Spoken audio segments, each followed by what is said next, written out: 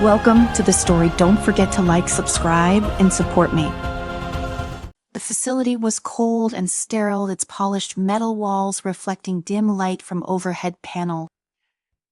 Deadpool didn't care much about the architecture, though he was more concerned about what he could get his hands on. Let's see, he muttered, rummaging through an array of high-tech devices. Super laser gun, too flashy. Some kind of mind control helmet overdone?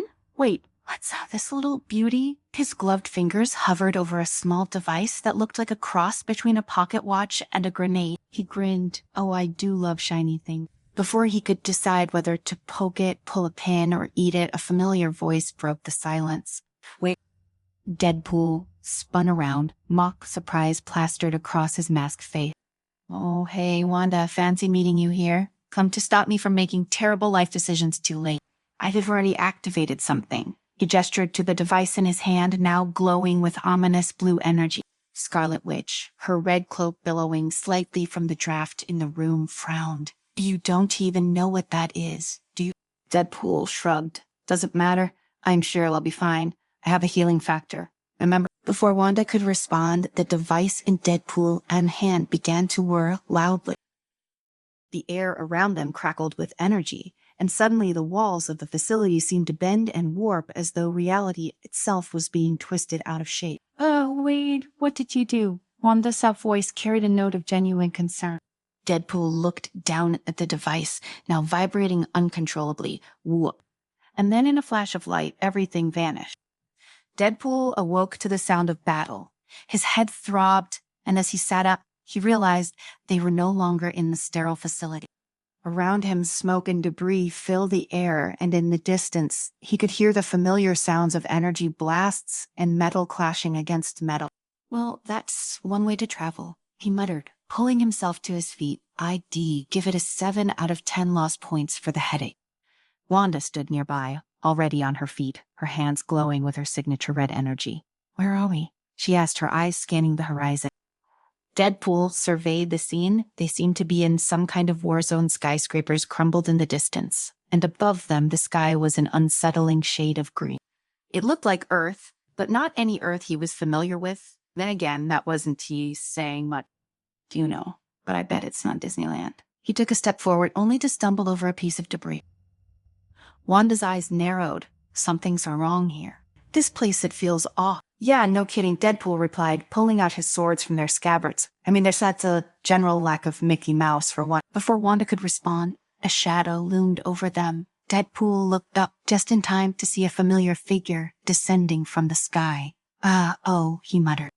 It was Iron Man, or at least it used to be. The suit was twisted, warped, with jagged metal protruding at odd angles. The helmet was cracked, revealing a face underneath that looked wrong.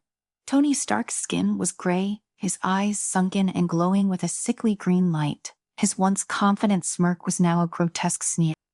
Oh, great, Deadpool quipped. Zombie Iron Man, because regular Iron Man wasn't hard enough.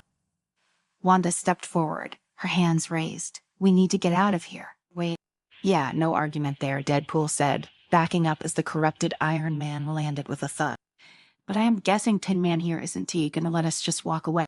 Iron Man raised his arm, a pulse cannon charging up, destroy. He growled in a voice that didn't quite sound like Tony Stark. Well, that's a little on the nose. Deadpool said, unsheathing his katanas, but I respect the simplicity. Before Iron Man could fire, Wanda unleashed a wave of scarlet energy, sending the corrupted hero flying backward. We need to figure out what's going on, she said, her voice tense. This isn't the world we know. Deadpool shrugged, ducking behind a piece of debris as Iron Man recovered and took to the air again. Yeah, no kidding. I am betting this is one of those alternate dimension things happens to me all the time.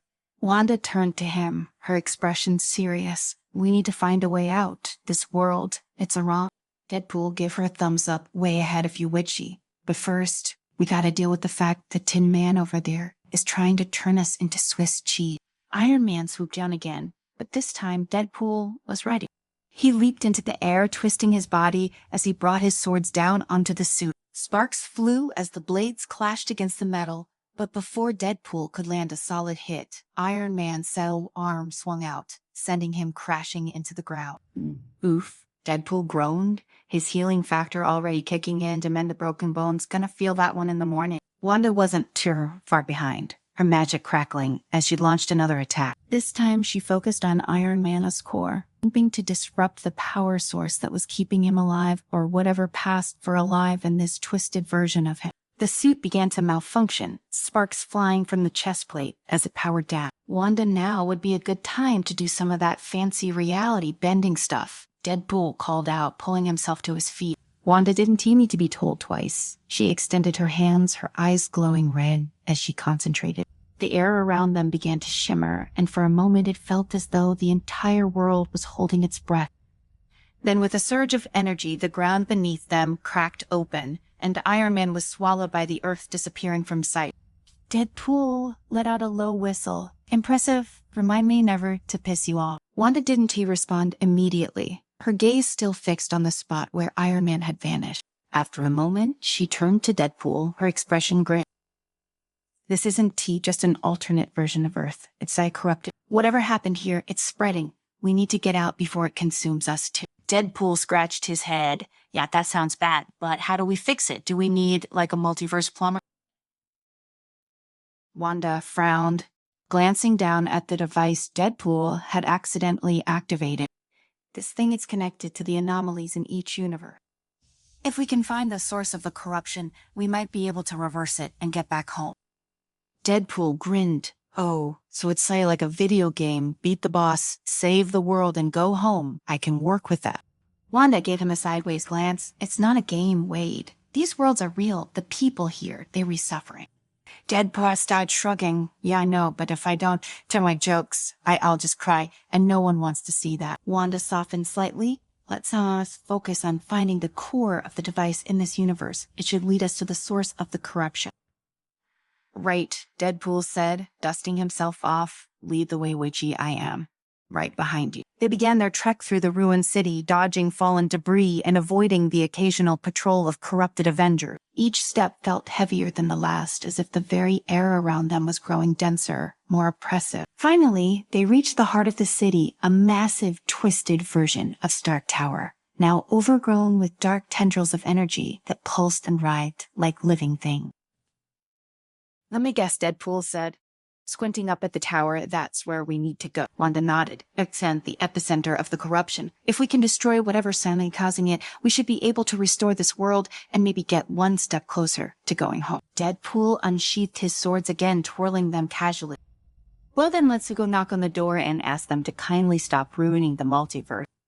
With that, the two heroes made their way toward the tower, knowing that the battle ahead would be their most difficult yet. Deadpool and Wanda crept through the desolate city, their oppressive energy thickening as they approached the twisted Stark Tower. The corrupted building loomed overhead, jagged tendrils of black energy pulsing rhythmically, as if it had a heartbeat. Each step toward it felt like they were being pulled deeper into a nightmare.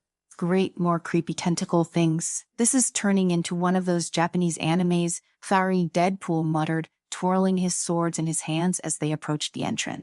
Wanda glanced at him, her face set in a grim line. Eye focus, wait. We don't know what's waiting for us inside. This tower is the epicenter. Whatever said corrupting this universe is in there. Yeah, I get it. Deadpool sighed to go and fight some overpowered baddie and save the day. Just another Tuesday. He grinned behind his mask, but his grip tightened on the hilt of his swords. Even he could sense how wrong everything felt. They pushed open the massive rusted doors of the tower, and as soon as they stepped inside, they were greeted by a chilling silence. The interior of the tower was an amalgamation of twisted metal and organic growth. Tendrils of dark energy snaked along the walls, pulsating like veins. The air was thick with tension, as though the entire building was watching them, waiting for them to make a move. Suddenly, a voice echoed through the chamber, distorted and hollow trill. You shouldn't have come here. Wanda tensed, raising her hands as her scarlet magic crackled in the air. Share you, show yourself. Deadpool's sighs darted around, his instincts telling him to be ready for anything. Oh boy, this is going to be one of those big reveal moments, isn't it? From the shadows, a figure emerged. At first glance, it looked like Tony Stark, but this version of Stark was different. His face was gaunt, his eyes glowing with the same sickly green energy that had corrupted the rest of this world. His armor was no longer sleek and polished. Instead, it was a grotesque fusion of metal and the same dark energy that ran through the tower. "I am what's left of this world," Stark said, his voice cold and emotionless. "When the multiverse began to fracture, I tried to stop it, but the power dot consumed me now. I am one with it." Wanda stepped forward, her magic flaring brighter. "Terra, the source of the corruption. If we destroy you, we can restore this world." Corrupted, Stark chuckled, a sound that sent shivers down Deadpool's spine. "Restore it? There's nothing left to restore. This world is beyond saving, and soon all others will follow. You are too late." Yeah, villain monologue. Heard it all before. Deadpool interrupted, stepping beside Wanda. "Look, Tony, or whatever you are now. Can we skip to the part where we kick your corrupted butt?" Stark's eyes glowed brighter, and the tendrils of dark energy surrounding the room began to writhe and twist more violently. "You really think you can stop me? I control this entire universe now." Without warning, the tendrils shot out toward them. Deadpool reacted instantly, slicing through them with his katanas as they lunged at him. Wanda, her face set with determination, unleashed a wave of scarlet energy, blasting back the writhing mass of darkness. "You handle the tentacle things. I'll deal with Stark." Wanda shouted over the chaos. Deadpool grinned beneath his mask. "Oh, sure, leave me with the freaky monster vines. Don't worry, I got this." He dodged and weaved through the onslaught of tendrils, his swords cutting through them with precision. But no matter how many he sliced down, more seemed to take their place. The air crackled with tension, the dark energy pressing down on him like a physical force. Meanwhile, Wanda focused her power on Stark. Her magic surged through the air, wrapping around him in a tight coil of red light. "You're wrong, not Tony Stark," she said, her voice filled with both fury and sorrow. "You're just a twisted version of what he used to be." Stark didn't flinch. His body flickered as though he were both solid and immaterial at once. "Maybe I am not him anymore," Hay replied, his voice cold and distant. "But I have his memories, his regrets, his mistakes, and now I will destroy everything he couldn't say." Wanda gritted her teeth, pouring more power into her spell. "Frill, I want you, let you die." With a roar, she unleashed a torrent of energy, driving it straight into Stark's head chest. For a moment, it looked like the attack had worked. Stark's body shimmered, the dark energy around him fluctuating wildly. But then, with a low, sinister laugh, Stark absorbed the magic into himself. "You think you can overpower me in my own world? You are nothing here, Wanda." Wanda's eyes widened as she realized what had happened. The corrupted energy that had consumed Stark was now feeding off her magic, growing stronger with every attack she made. "We need a new plan," she shouted, backing away from Stark as the dark tendrils began to close in on her. Deadpool, still hacking away at the relentless mass of tendrils, glanced over. "Hey, I am a new plan kind of guy. How about we just blow the whole place up and see what happens?" Wanda hesitated. Then her eyes flickered with an idea. "I see, maybe not the whole place, but the core. If we can overload the device that's causing this, it might destabilize the corruption." Deadpool beheaded another tendril with a flourish. "Okay, I like it, but there's a core." Wanda's gaze locked onto Stark, or rather the pulsating dark energy at his chest. Dark gets inside him. He self-fused with it. Deadpool's grin widened. "Perfect, like a crack him open, like a pinata." Wanda nodded, her determination returning. "We'll need to time this perfectly. You distract him. I'll get in close and destroy the core."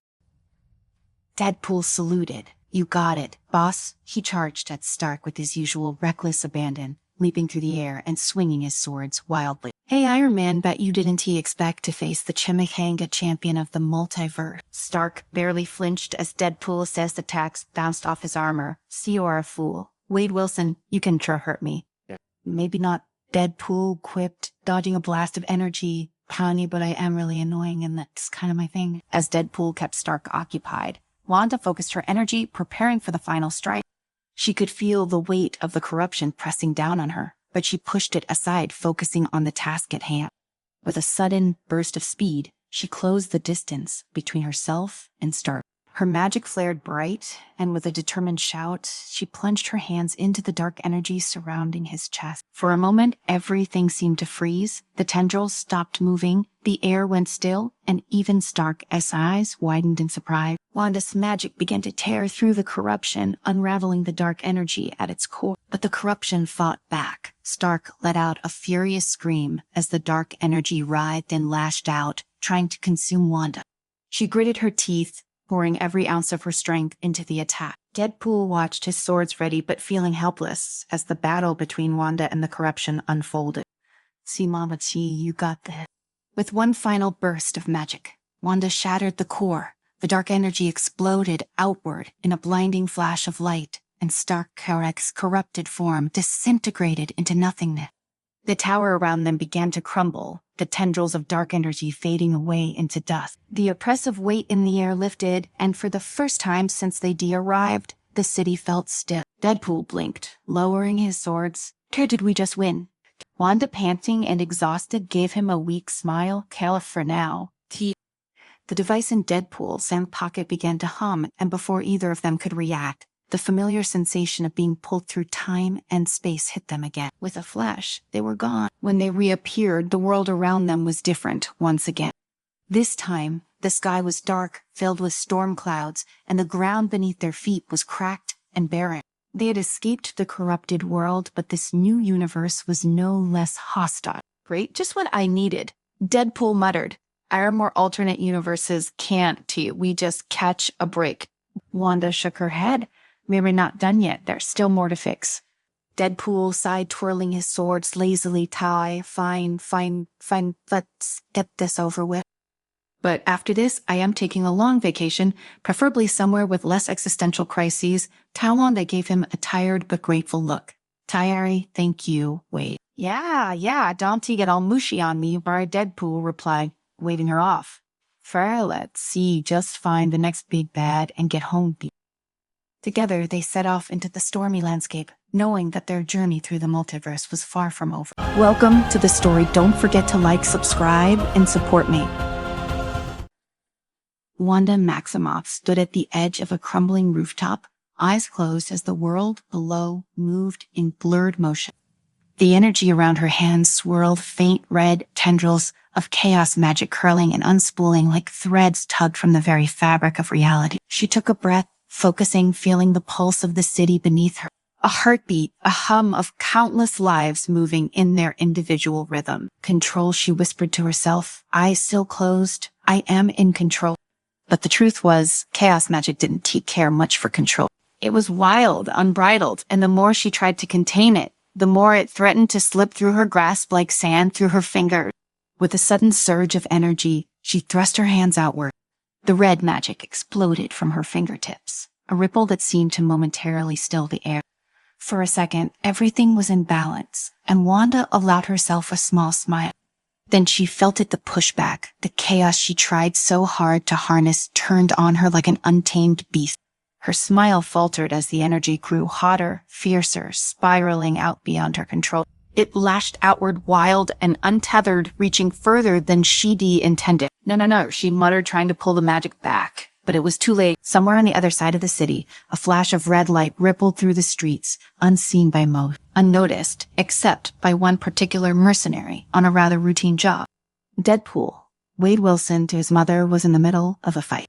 Correction, in the middle of winning a fight, he parried a swing from a street thug's crowbar with the effortless grace of a man who had watched too many martial arts movies, then swung back with his katana, slicing the weapon in half. The thug blinked, wide-eyed and bewildered, as Wade delivered a swift kick to his midsection, sending him crashing into a nearby trash can. "See, this is why you always go for the katanas," Deadpool said, shaking his head. "Way more elegant, classy even now. As much fun as this has been, let's wrap it up. I've got a chimichanga waiting for me that's not going to eat itself." Before the thug could respond, Deadpool, his eyes widened beneath the mask as he felt a jolt of energy course through him, like an electric shock. But this was different, deeper. The chaos magic Wanda had unwittingly unleashed slammed into Deadpool like a truck, and for a moment time seemed to stretch and warp. Deadpool staggered back, clutching his head. Whoa, what the hell was that? Did someone spike my brain? The thug scrambled away in the confusion, but Deadpool hardly noticed. His mind was spinning, swirling, and then like a glass shattering into 1,000 pieces, he felt something inside him split. One moment he was Wade Wilson, and the next he wasn't.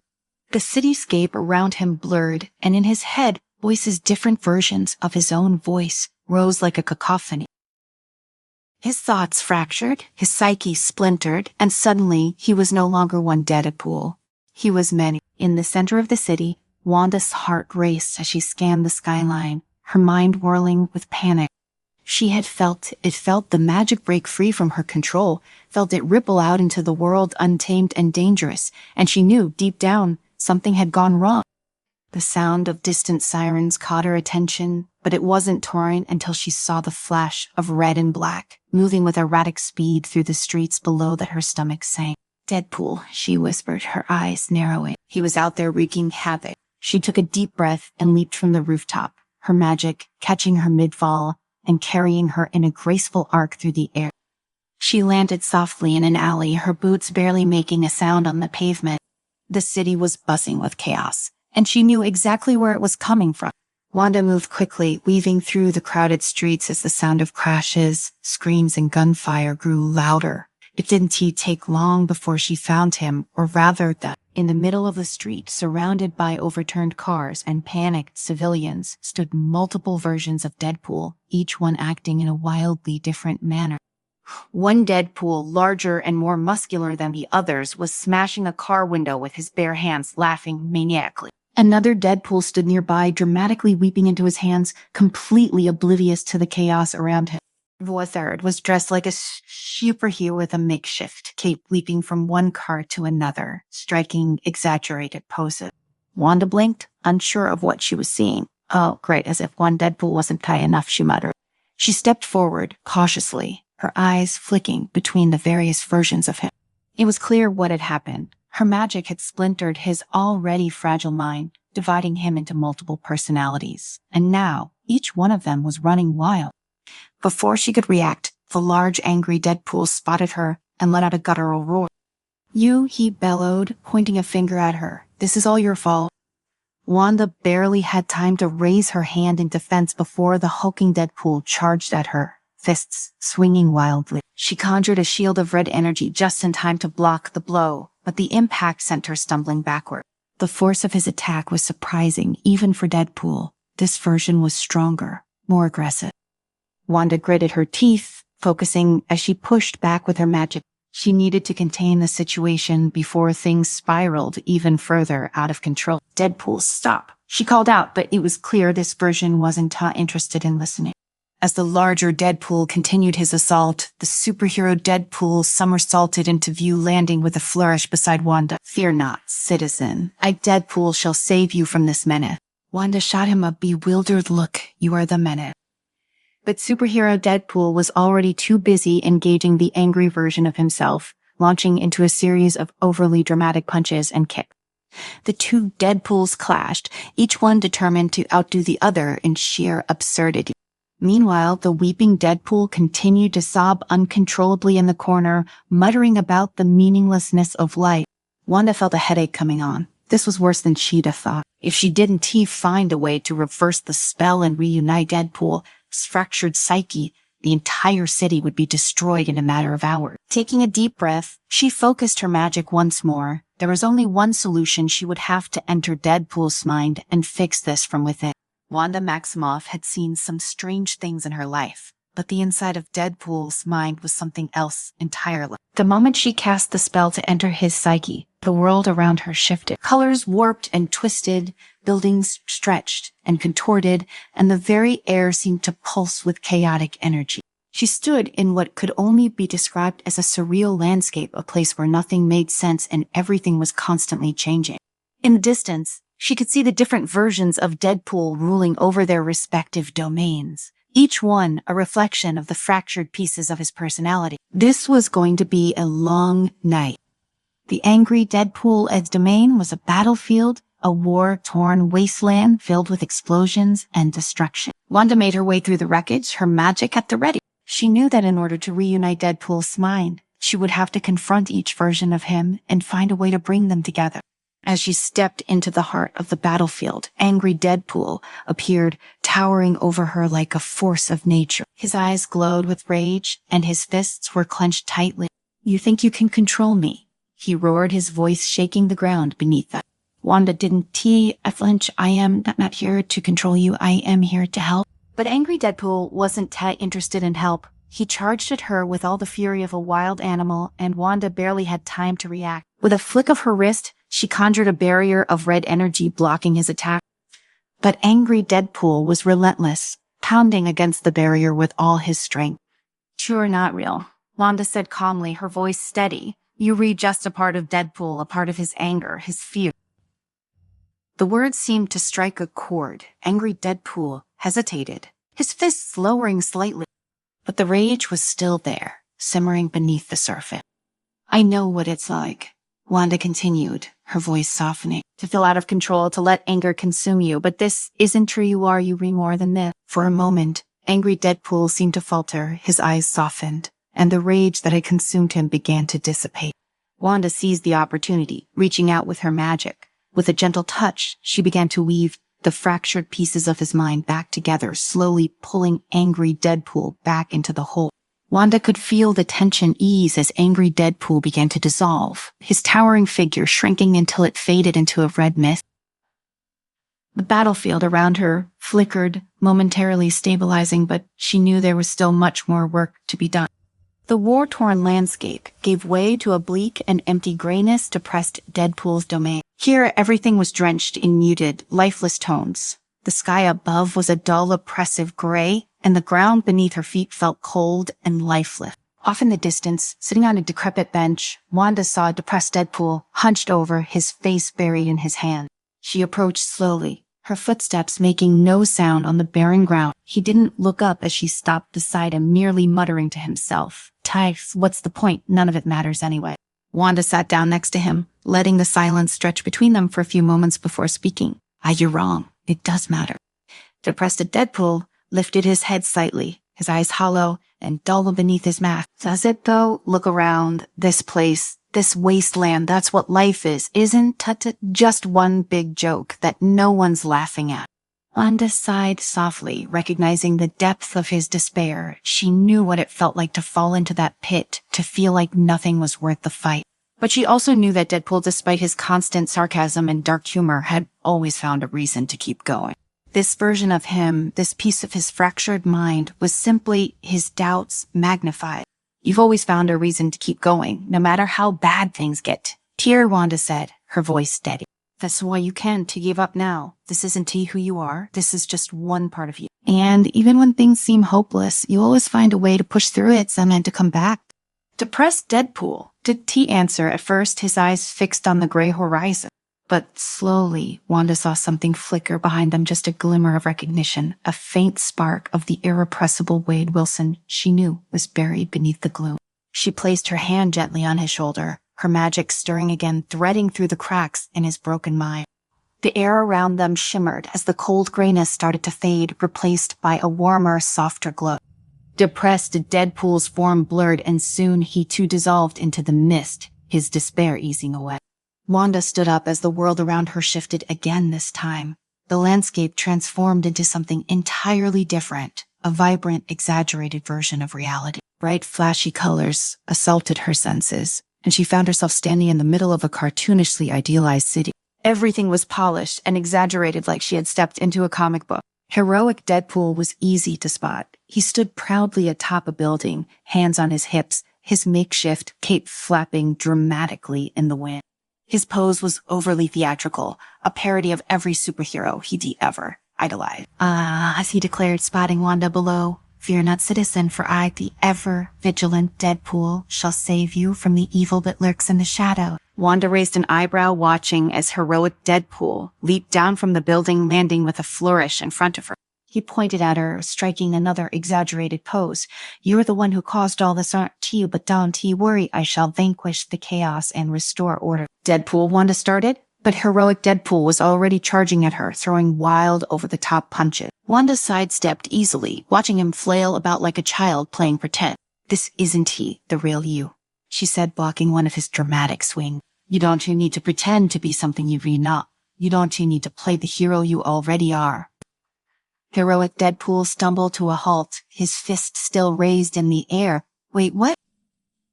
"You don't need the cape, or the posing, or the speeches," Wanda continued, her voice calm but firm.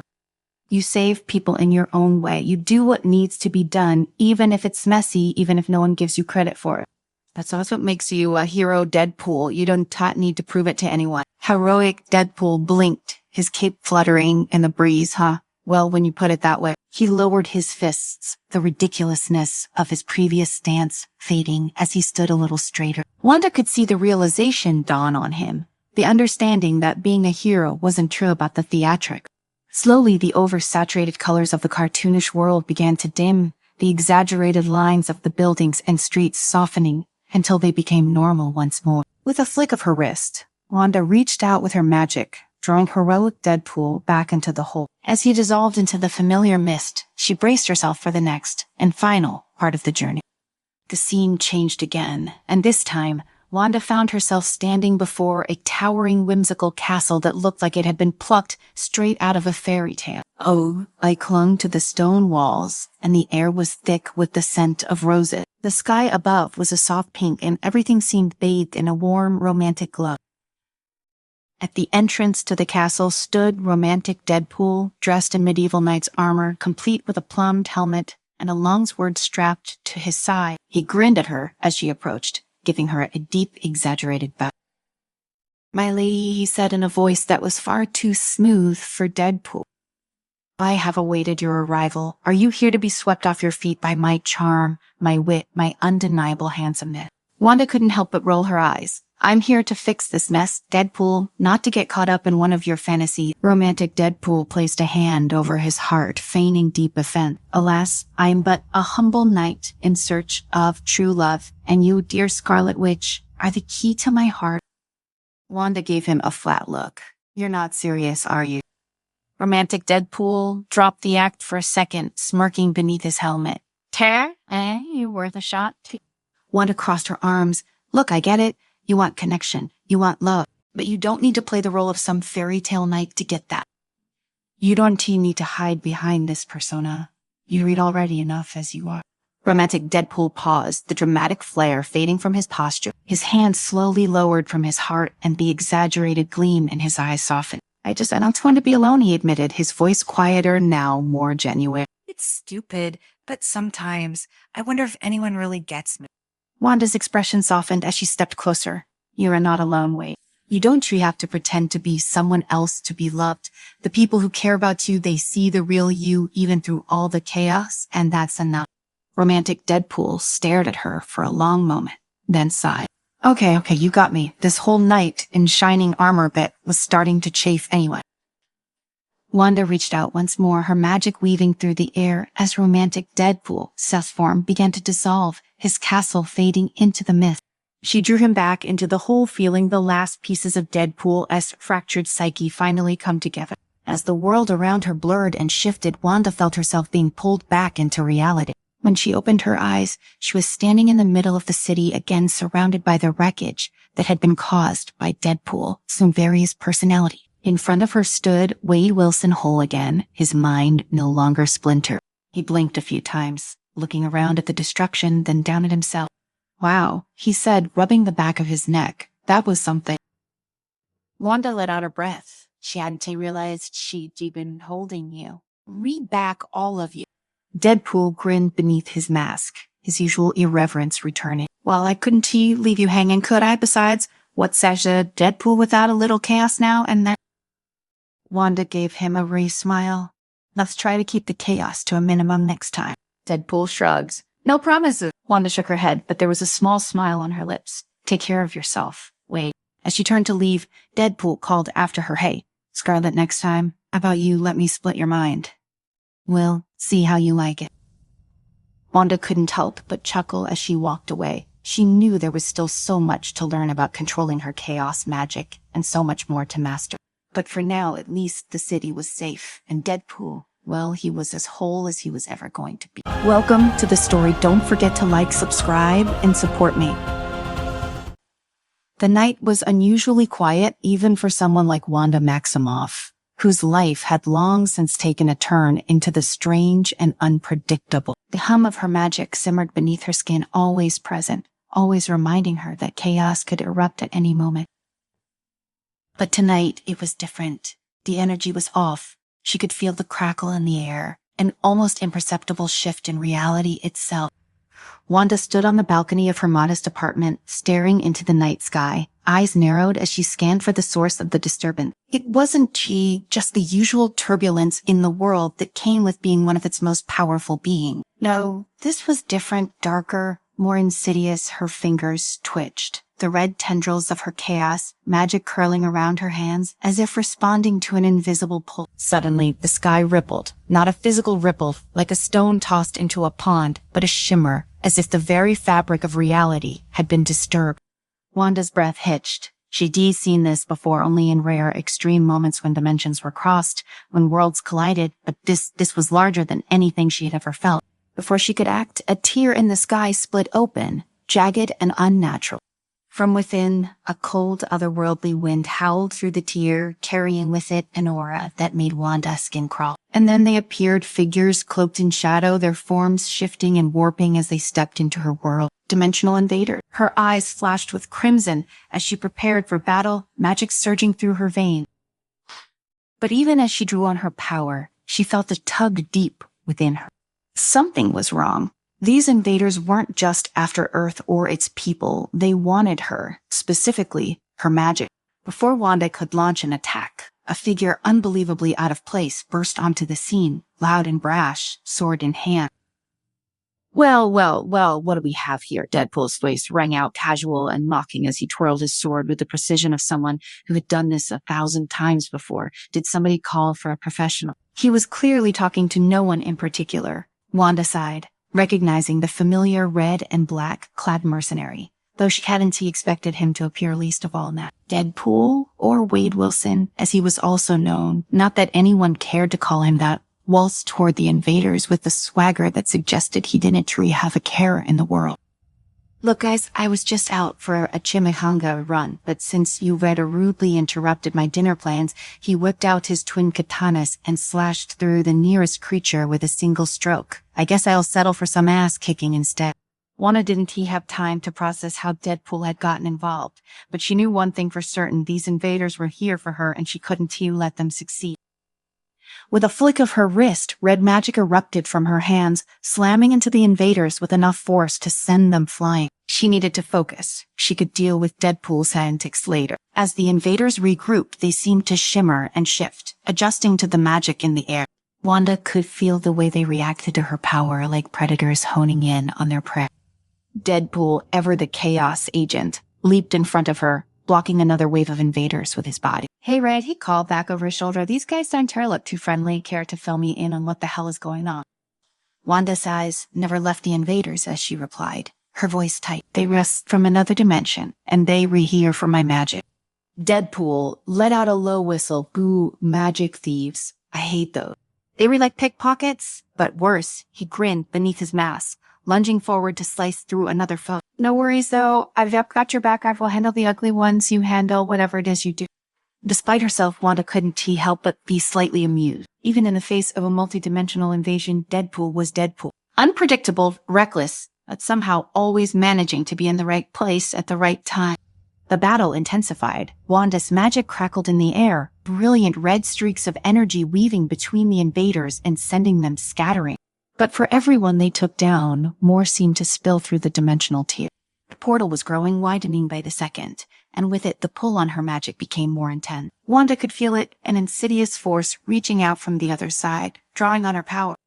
Wanda, we need to close that portal, she shouted to herself, voice tight with strain. Working on it, Deadpool replied, slicing through another creature, as if he had a personal vendetta against them. I am a little busy with, saving your ass. But Wanda could sense the portal, his pull deepening. These creatures weren't just mindless invaders. They were after something specific.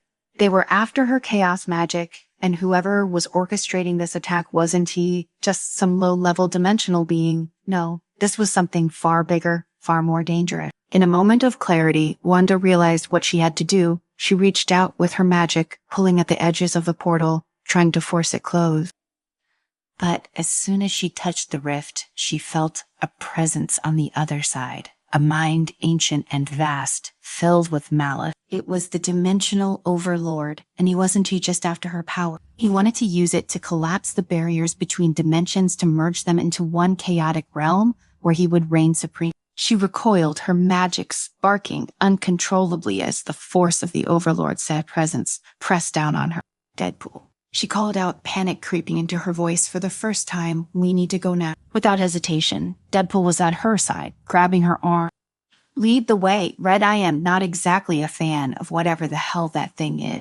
With a final burst of energy, Wanda opened a portal of her own, a bright red tear in space that led away from the invasion, away from the dimensional chaos that threatened to engulf them. Together, she and Deadpool leapt through the portal, vanishing from the battlefield just as another wave of invaders poured through the rift. They emerged in a different place, no longer on Earth, but in a dimension that seemed to shift and warp around them. The sky was an ever-changing swirl of colors, the ground beneath their feet constantly shifting between solid and liquid. Wanda stumbled, her head spinning from the sudden shift in reality. Whoa, Deadpool muttered, looking around with wide eyes. Did we just fall into a Salvador Dali painting? Wanda ignored him, her mind racing. They were safe for now, but she could feel the Overlord's presence lurking just beyond the veil of reality. He was still hunting her, still trying to draw her magic into his dimensional nexus. They didn't have much time. We in one of the dimensional rifts, Wanda said, steadying herself. It's unstable here, but it should give us some time to figure out a plan. Deadpool blinked. A plan? I thought we were just winging it. He gestured to the chaotic landscape around them. Isn't true that your thing, chaos magic and all that?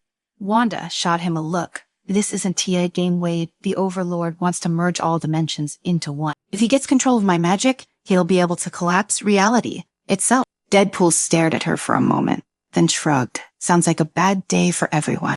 Exactly, Wanda replied, her expression grim. We need to find a way to stop him. Deadpool tapped his chin thoughtfully. Okay, so Big Bad Overlord wants to smoosh all the dimensions together and make a super dimension. We can't let that happen because, well, I like my dimension just fine.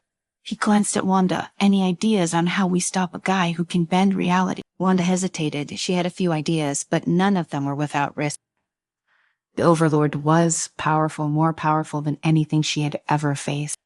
But there was one thing she knew for certain. If they didn't stop him, there wouldn't be any dimensions left to protect. We need to get to the dimensional nexus, Wanda said finally. It's on the center of his power, where all the dimensions converge. If we can disrupt his control there, we might be able to stop him. Deadpool grinned. Now you were talking a big bad boss fight at the end of the universe? Count me in. Wanda gave him a weary smile. Just try not to get yourself killed. Deadpool laughed, twirling his katanas. Please, Red. Ivy died more times than I can count. What's one more? Wanda felt the weight of Deadpool's words lingering in the strange, fluctuating air around them. He was cavalier about death, but she knew this was different. If the Overlord succeeded, there wouldn't be another chance. No healing factor, no magic, no coming back. Everything would be lost. She took a breath and steadied herself. The ground beneath her shifted, softening into a gelatinous surface before hardening again. Her fingers worked with magic, the crimson tendrils pulsing in rhythm with the energy of the dimensional rift. The instability of the place worked in their favor, buying them time to think, but not much. The Overlord was relentless, and she could feel his presence, stalking her across the multiverse. We need to move, she said, her voice firm. And now, the longer we stay here, the more likely he'll find us. Deadpool glanced around, still seemingly unfazed by the surreal landscape. So how do we find this nexus place? Do we follow the yellow brick road? Wanda reached out with her senses, searching for the faintest pull of energy that would lead them to the heart of the nexus. It was subtle, but they're like a distant hum resonating in the fabric of reality. She nodded in the direction of the pull that way, but be careful. The dimensions will get more dangerous the closer we get. Deadpool grinned, his mask creasing with exaggerated enthusiasm. Danger is my middle name? Well, technically it's a Winston, but you get the idea. They set off, the ground beneath their feet shifting unpredictably with each step. Wanda could feel the dimensional currents growing stronger, warping reality in ways that tested her concentration. The sky above them twisted in on itself, turning from a deep shade of blue to a sickly green, while the horizon bent at impossible angle. It wasn't long before the first wave of resistance appeared. Strange ethereal creatures rose from the swirling ground, their forms constantly shifting between solid and intangible. They moved with an eerie fluidity, eyes glowing with the same malevolent energy she had felt from the Overlord. Without a word, Wanda raised her hand and a wave of red magic surged from her fingertips, crashing into the creatures and dissolving them into mist. Deadpool leaped into the fray beside her, his katanas flashing in the distorted light as he cut down anything that came too close. Is it just me, Deadpool called out between swings, or are these guys getting uglier with every dimension? They were getting stronger the closer we get to the Nexus. Wanda replied, her magic flaring as she blasted another creature into oblivion. They were tied to the Overlords that power. Well, that's just fantastic. Deadpool muttered, stabbing one creature through the chest before decapitating another, as if this day couldn't get any weirder. They fought their way through the wave of creatures, pushing forward every step. Wanda could feel the strain of using her magic in this twisted dimension, the energy around her reacting unpredictably to her power. But she pressed on knowing that there was no other choice. The fate of every dimension depended on their success. Finally, the creatures fell back, retreating into the shifting landscape as if they had been called away. Wanda let out a breath she hadn't realized she'd have been holding her magic dimming as she lowered her hand. Deadpool wiped his swords on his suit, giving her a sidelong glance. So, what's the next step in this magical mystery tour? Wanda didn't answer immediately. She could feel the Nexus growing closer, the pull of its energy becoming more insistent. But with it came a growing sense of dread. The Overlord was waiting for that. She knew it, and whatever trap he had laid would be far worse than anything they had faced so far. We keep moving, she said finally. We're almost there. Deadpool shrugged. Lead the way. Red! They continued forward, the landscape growing more erratic with each passing moment. Time itself seemed to bend and stretch, the sun dipping below the horizon only to rise again moments later. At one point they found themselves walking through a forest of twisted crystalline trees, only for the trees to dissolve into sand as they passed. It was disorienting, even for Wanda, whose powers often defied the natural laws of the universe. As they walked, she could feel Deadpool's gaze on her, his usual banter notably absent. She glanced over at him, raising an eyebrow. What? He shrugged, spinning one of his swords absent-mindedly, just wondering, what's all going on in that head of yours? You look like you were about to walk into your own funeral. Wanda frowned. It's nothing. Deadpool stopped walking and turned to face her, crossing his arm. Oh, come on, Dante, give me that. I might be a wise that I can tell when someone sent on edge spin. She hesitated, then sighed. I don't know if I can stop it. Deadpool, his eyes narrowed behind his mask, the jovial tone fading from his voice. Why not? You're like one of the most powerful people in the universe, right? You got this. It's not that simple, Wanda said quietly, the Overlord. He's sent different. He's not just another villain looking for power. He's sent ancient. He understands the dimensions in ways that I don't hide, and why don't he's been preparing for this for a long time. Deadpool tilted his head. So what, you were just gonna give up? Wanda shook her head, her expression hardening. I'll fight him, but there's a part of me that knows I might not win. Deadpool was silent for a moment. Then he reached out and tapped her on the shoulder with the flat of his sword.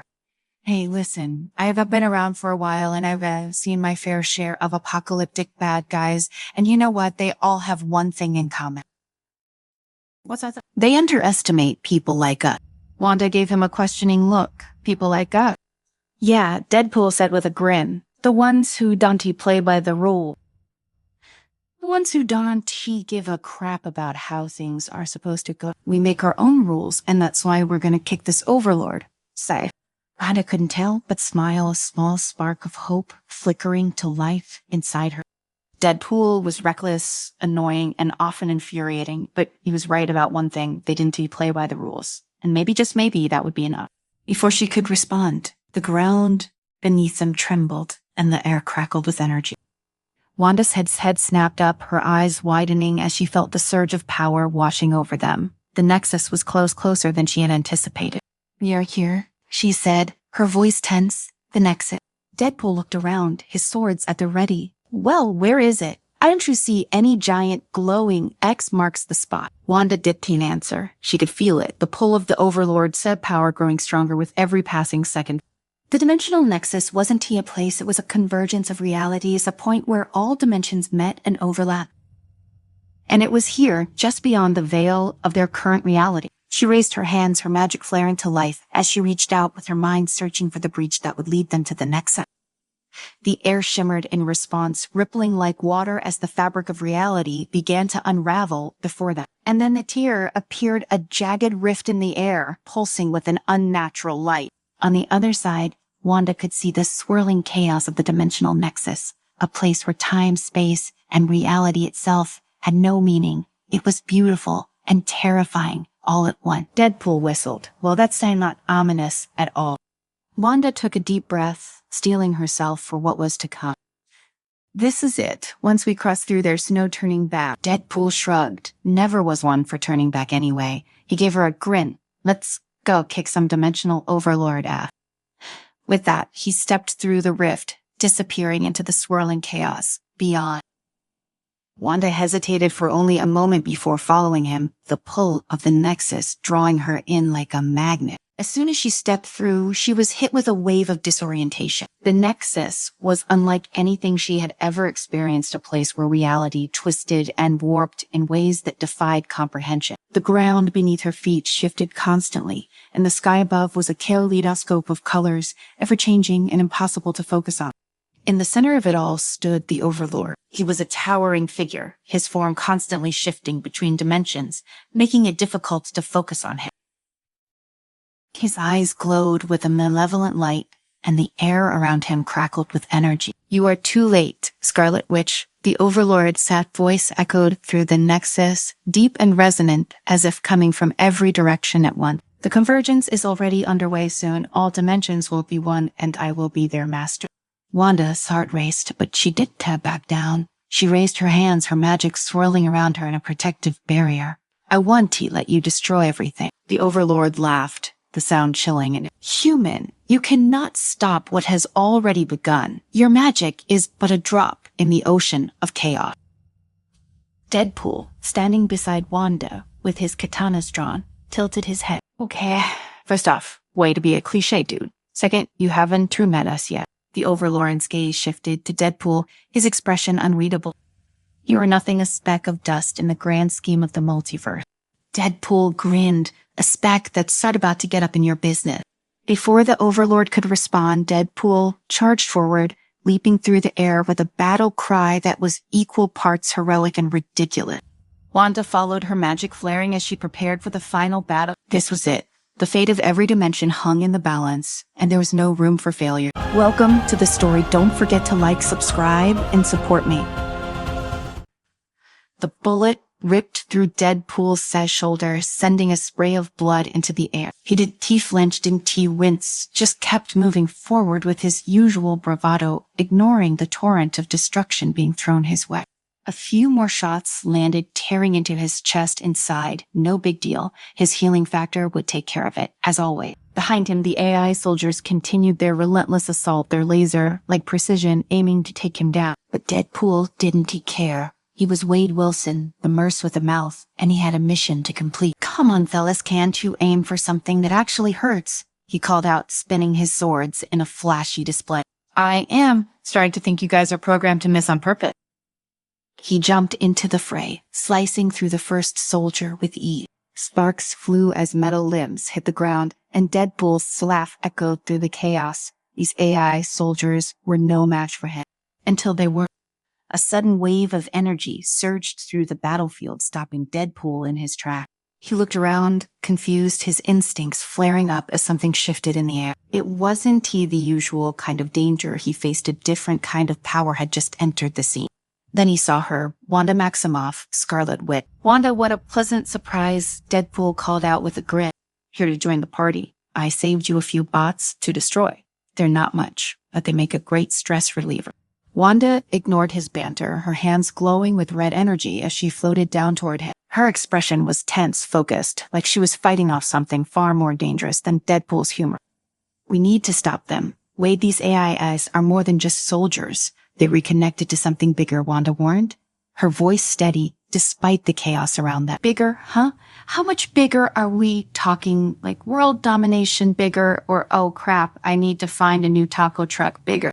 Focus, she snapped, her eyes narrowing. Deadpool shrugged, feigning boredom. Fine, let's save the world again. But after this, I am cashing in on that taco. Wanda raised her hands and a surge of red magic shot forward, dismantling the remaining eye soldiers in one swift motion. Deadpool watched, slightly impressed but unwilling to let it show. Her powers always seemed a bit too serious for his taste. He preferred the messy kind of destruction, the kind you could laugh about later. But something was off this time. As Wanda's magic swept through the air, Deadpool felt a strange tingling sensation in his body, like his cells were trying to scream at him. His vision blurred for a moment, and then just like that it passed. "Ha!" Weird, Deadpool muttered, rubbing his eyes. He checked his shoulder, expecting to see the bullet wounds healing over, like they always did, but nothing. The gash was still there, blood still dripping down his arm. Panic wasn't in his nature, but confusion. Yeah, that was creeping in fast. "Hey, Wanda, you happen to hit me with any of that magic juju-do-do?" Deadpool asked, keeping his tone light. Didn't he want to show how unnerved he was? Not yet, anyway. Wanda turned, her brow furrowed. "What are you talking about?" Deadpool pointed to his still bleeding wound. "This normally I am good as new by now. But I gotta say this one's sticking around like an unwelcome ex." Her eyes widened, and for a moment, Deadpool saw real concern flash across her face. That wasn't a good sign. Wanda didn't do concern, she did control calculation. Precision concern meant something had gone very wrong. "I didn't show you," Wanda began, but then stopped herself. Her eyes glowed faintly as she scanned Deadpool with her magic. "There's some there." "No kidding," Deadpool said, trying to keep his cool. "I thought we had a deal, Wanda. I get shot, stabbed, blown up, and you magic it all better. This isn't true part of the deal." "I didn't mean to," she started again. But this time, her voice trailed off, her gaze fixed on his wound. "Something in my magic must have interfered with your healing factor. It's it's fading." Deadpool blinked. "Wait, what fading? As in going away, like for good?" Wanda's silence was answer enough. A cold sweat broke out on the back of Deadpool's sentence. Was bad. This was really, really bad. He could feel it.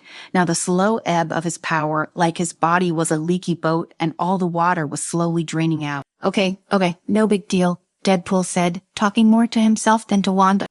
"We just fix it, right? You snap your fingers, do some of that reality-bending mumbo-jumbo, and I am back to being the unkillable Merce with a mouth."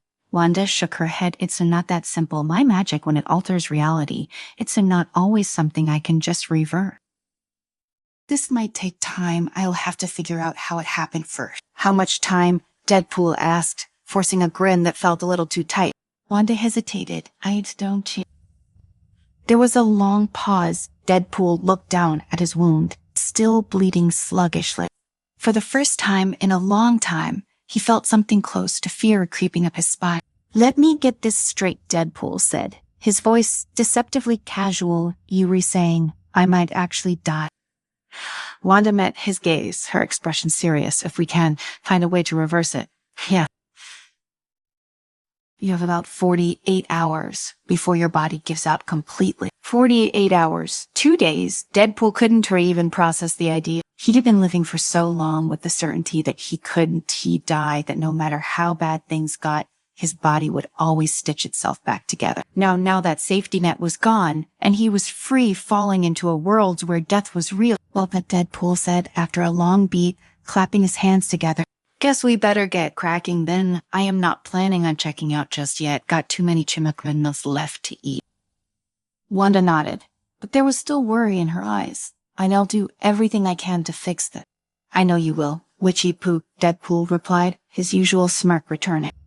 "Now what's the plan? Please tell me it involves time travel." "I love time travel, big fan of that whole wibbly-wobbly time-wimey stuff." Wanda's eyes glimmered with the faintest hint of amusement. "Actually, yes. We need to consult a time mate." Deadpool's grin widened. "Oh, baby, you just said the magic word." The journey to the time marriage realm was anything but straightforward.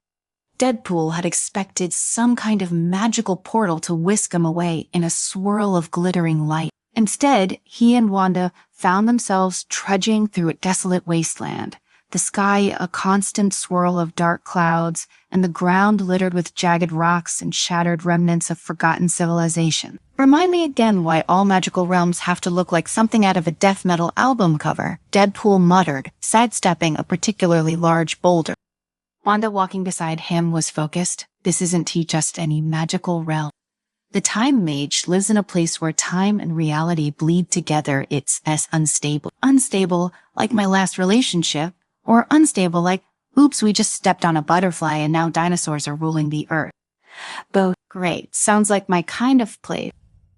They continued in silence for a while. Wanda said red magic, occasionally flickering around them, protecting them from the worst of the realm, Sciencefiction. Every so often, Deadpool would glance down at his arm, watching the wound that still hadn't healed. The sight made his stomach twist in ways he wasn't used to. Mortality wasn't supposed to be his problem. It was supposed to be everyone else. How much farther to this Time Mage of yours? Deadpool asked, trying to push away the uncomfortable thought. Not far, Wanda replied, her gaze fixed ahead, but be prepared. He's alright. Difficult? Oh, please, Deadpool scoffed. Difficult. Have you met me? I define difficult. I am the guy who brings nachos to a sword fight. What's send this guy gonna do? Make us do math? Wanda didn't answer. That was never a good sign.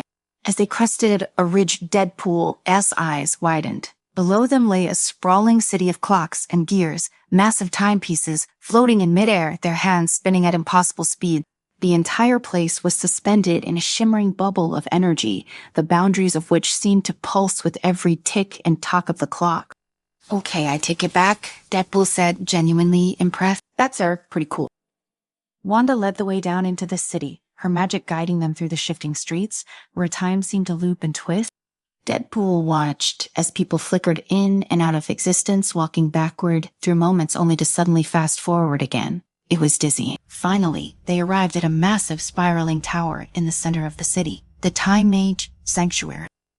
This is it, Wanda said, her voice quiet but firm. Deadpool took a deep breath. All right, let's go meet the guy who's not gonna save my bacon. They entered the tower, climbing a seemingly endless staircase until they reached a grand chamber at the top. In the center of the room sat Eldarin, the Time Mage. He was an ageless figure, his robes shimmering with the colors of shifting time. His eyes glowing faintly with the knowledge of centuries met Deadpool, Celis, with an unsettling calm. Wade Wilson, Eldarin said in a voice that sounded like it had echoed through millennia. You seek to undo the irreversible. Deadpool blinked. Yeah, that also tacos, but one thing at a time. Wanda stepped forward. Eldarin's healing factor has been affected by my magic. We need to reverse it before his time runs out. Eldarin nodded slowly, his eyes narrowing as he examined Deadpool. The magic has altered not just his body, but his very essence. Reversing it will not be simple. Deadpool sighed. Of course it won. TB, why is nothing ever simple just once? ID like a problem that can be solved with a big red button. The only way to undo this, Eldarin continued, ignoring Deadpool's some comment, is to travel back to the moment when Wade first gained his healing abilities. The magic must be corrected at the source. Deadpool says, heart skipped a beat. Wait, you mean back to Weapon X? Eldarin nodded, back to the moment your life was forever altered. Wanda glanced at Deadpool, her eyes questioning. This was a big ask. Going back to Weapon X wasn't just about reversing a spell, it was about reliving the worst moment of Deadpool's life. The moment that had broken him and rebuilt him into something unrecognizable. Deadpool swallowed hard, the usual jokes and bravado nowhere to be found. All right, he said quietly, let's do it. Deadpool clenched his fists as Eldarin conjured a swirling portal in the air before them. It pulsed with the energy of time itself, casting eerie shadows across the room. Wade had faced plenty of terrifying things in his life, monsters, assassins, galactic overlords, but this, going back to the place that had stripped him of his humanity, that was different. Weapon X wasn't just a physical location. It was a crucible of pain and loss. It had turned him into the man he was now, for better or worse. Wanda stood beside him, her gaze locked on the portal. We only have one shot at this, she said quietly. The moment we enter, time will try to resist us. You have to stay focused. Deadpool forced a grin, though it felt hollow focused. Please. Bookis is my middle name, actually. No, that's not true. But it's set on the list of things I pretend to have. Wanda didn't too respond to the joke. She seemed to understand that behind his humor was something raw, something he wasn't ready to face. Without another word, she stepped into the portal, and after a beat, Deadpool followed. The world around them warped and stretched as they were pulled through the fabric of time. Colors bled into one another, and voices from the past echoed in the distance, too distorted to understand. Deadpool felt his stomach lurch as reality twisted around them, and then with a sudden jolt, they landed hard on solid ground. Deadpool blinked, taking in the familiar surroundings with a cold sense of dread. They stood in the middle of a dark, sterile hallway. The unmistakable scent of antiseptic and metal filled the air, and the low hum of machinery buzzed in the distance. Weapon X! His mouth went dry as he glanced down the hallway. The memories came flooding back, days, weeks, months of agony in this very place. Strapped to a table, his flesh torn apart and rebuilt over and over again. They had turned him into something less than human, a weapon. This is it, Deadpool muttered, his voice barely above a whisper. Wanda placed a hand on his arm, her touch grounding him. We'll fix this. Wade, you want to have to go through it again. He forced the nod. Yeah, let's get this over with. They moved cautiously down the hall, the faint echoes of distant screams sending chills up Deadpool's spine. He had never been one for reflection, but walking these halls again was like walking through a graveyard of his own mind. Every door they passed held a ghost, a memory of the man he used to be before everything had been taken from him. They reached the operating room where it had all begun. The door was slightly ajar, and beyond it, Deadpool could hear the faint hum of machinery. His heart pounded in his chest as he pushed the door open, revealing the sterile cold room where his transformation had taken place. Inside, a group of scientists surrounded the surgical table. Their faces were shadowed, but Deadpool recognized the cold, detached manner in which they moved. The lead scientist, a man Deadpool had once fantasized about killing more times than he could count, stood at the head of the table, barking orders. On the table lay a version of Deadpool. He barely recognized a man still whole, still broken in all the wrong ways, but not yet the monster they would make him. It was surreal watching himself about to undergo the process that would turn him into what he was now. The man on the table was screaming, thrashing against his restraints as they prepared to inject him with the serum that would give him his healing factor. We need to act quickly, Wanda whispered, her eyes fixed on the scene. If we disrupt this moment too much, it could have consequences for both the past and the future. No pressure, right? Deadpool muttered, but his hands were trembling. He was about to watch himself die, at least, the version of himself that had once been whole. The idea of tampering with this moment, of undoing it, sent a wave of nausea through him. But he had no choice. If they didn't fix this, he was dead in 48 hours. Wanda raised her hands, red energy swirling around her fingers. She muttered an incantation under her breath, and the air around them shimmered as time began to slow. The scientists moved in slow motion, their voices reduced to a dull hum. The Deadpool on the table stopped thrashing, his body frozen in the moment just before the serum was injected. This is it, Wanda said, her voice tight with concentration. I need to adjust the flow of magic right at the point your healing factor is activated. Deadpool nodded, but his attention was fixed on the version of himself lying on the table. The man was broken, yes, but he was also desperate to survive, desperate to become something more than the cancer-ridden shell he had been. Watching this moment unfold was like peeling away the layers of a wound that had never really healed. Wanda stepped closer to the table, her hands hovering above the frozen version of Deadpool. Red energy crackled in the air as she concentrated, her magic probing the very essence of the moment when the serum would take effect. But something was wrong. Deadpool felt it before he saw it, a cold, creeping sensation that slithered up his spine. The air around them grew heavy, thick, with a dark energy that didn't belong. He turned his eyes, narrowing as a shadowy figure materialized at the edge of the room. It was unlike anything Deadpool had ever seen, a swirling mass of darkness and teeth, its form constantly shifting and writhing. Wanda, Deadpool called out, his voice sharp with warning. We've got company. Wanda looked up, her eyes widening in alarm as she saw the creature. That's not possible. Time doesn't have a guardian here. Tell that to the thing that looks like it wants to eat us. Deadpool shot back, drawing his sword. The creature hissed, its eyes glowing with malevolent intent. It lunged toward them, moving with terrifying speed, Deadpool barely had time to react before it was on him, its claws slashing through the air. He blocked the first strike with his swords, but the force of the blow sent him staggering back. "Wanda, a little help here," Deadpool shouted, dodging another strike.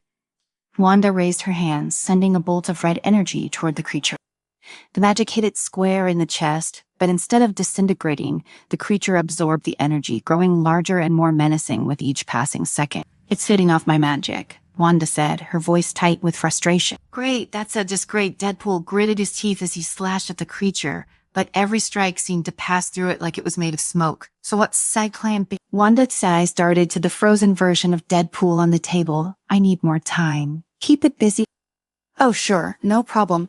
I'll just ask it politely to hold off on eating us until you redone." Deadpool quicked, his heart racing, as the creature lunged at him again. The battle raged on, the creature growing more aggressive with every passing second. Deadpool fought with everything he had, but his body was weakening. Without his healing factor working properly, every hit he took was another step closer to the end. He could feel the exhaustion settling in, his movement slowing as his muscles screamed in protest. This was it. If Wanda didn't fix the spell soon, he was done for. Just as the creature was about to strike again, Wanda let out a sharp cry. Her hands flared with red energy as she completed the spell, sending a wave of magic rippling through the room. The frozen version of Deadpool on the table glowed with a faint golden light, and for a moment everything went still. The creature let out an enraged screech as it was blasted back by the force of the magic. It writhed in the air, its form flickering and distorting before it finally dissipated into nothingness. Deadpool collapsed to the floor, gasping for breath. His body ached, his muscles trembling with exhaustion. But something was different. He could feel it, the familiar sensation of his healing factor kicking back in. The wounds he had taken during the fight began to stitch themselves together, the pain slowly fading away. Wanda knelt beside him, her face pale but determined. "It's done. Your healing factor, ... It's off back." Deadpool let out a breath he didn't realize he'd been holding. Guess that means I am not dying after all. Shame I had this whole tragic hero speech planned out and everything. Wanda smiled faintly, though there was still a hint of worry in her eyes. "Let's get out of here." They stood together, the air around them still shimmering with the remnants of the magic. Deadpool took one last glance at the frozen version of himself on the table. It was strange, knowing that he had just undone the very thing that had made him who he was. But maybe that wasn't such a bad thing. Maybe it was time to stop being the man-weapon X had created. As they stepped through the portal back to the present, Deadpool couldn't help but feel a sense of relief. For the first time in a long time, he felt like he had a future, one that wasn't written in blood and violent. The portal closed behind them, and the world snapped back into focus. They were standing in the middle of a quiet field, far away from the horrors of Weapon X. Deadpool glanced at Wanda, his usual smirk returning. "So what now? We grab tacos and pretend none of that ever happened?" Wanda shook her head, but there was a smile on her lips. "Maybe. But first, I think we both need a break." "Speak for yourself. I am ready to go another round," Deadpool replied, though the exhaustion in his voice betrayed him. Wanda gave him a knowing look. "You can pretend all you want, Wade, but I know this took a lot out of you." Deadpool shrugged, but he didn't try to argue. She was right, of course. Facing his past, like that ... it had been harder than he wanted to admit, but he had come out the other side, and that was something. As they walked away from the field, Deadpool couldn't help but feel a strange sense of peace. He had been given a second chance, and maybe he wouldn't waste it. At least, not right away. Welcome to the story. Don't forget to like, subscribe, and support me. New York City had fallen eerily silent. For a city that thrived on noise, the honking of taxis, the chatter of pedestrians, the constant rumble of the subway beneath it, was unnatural. The only sound was a strange ethereal melody, faint but omnipresent, wrapping the city in an invisible cocoon of sound. And in the middle of it all, walking down the deserted streets in his usual red and black suit, was Deadpool. Is it just me, or did New York suddenly become a ghost town? Deadpool muttered to himself as he twirled one of his katanas absent-mindedly. I didn't get the memo about the end of the world, but then again, maybe I lost it in my junk mail. That thing is full of Nigerian princes asking for money. He took a few more steps and stopped in front of a hot dog stand. The vendor was standing there, frozen, his hand mid-reach for a bun. Deadpool waved his hand in front of the vendor's face.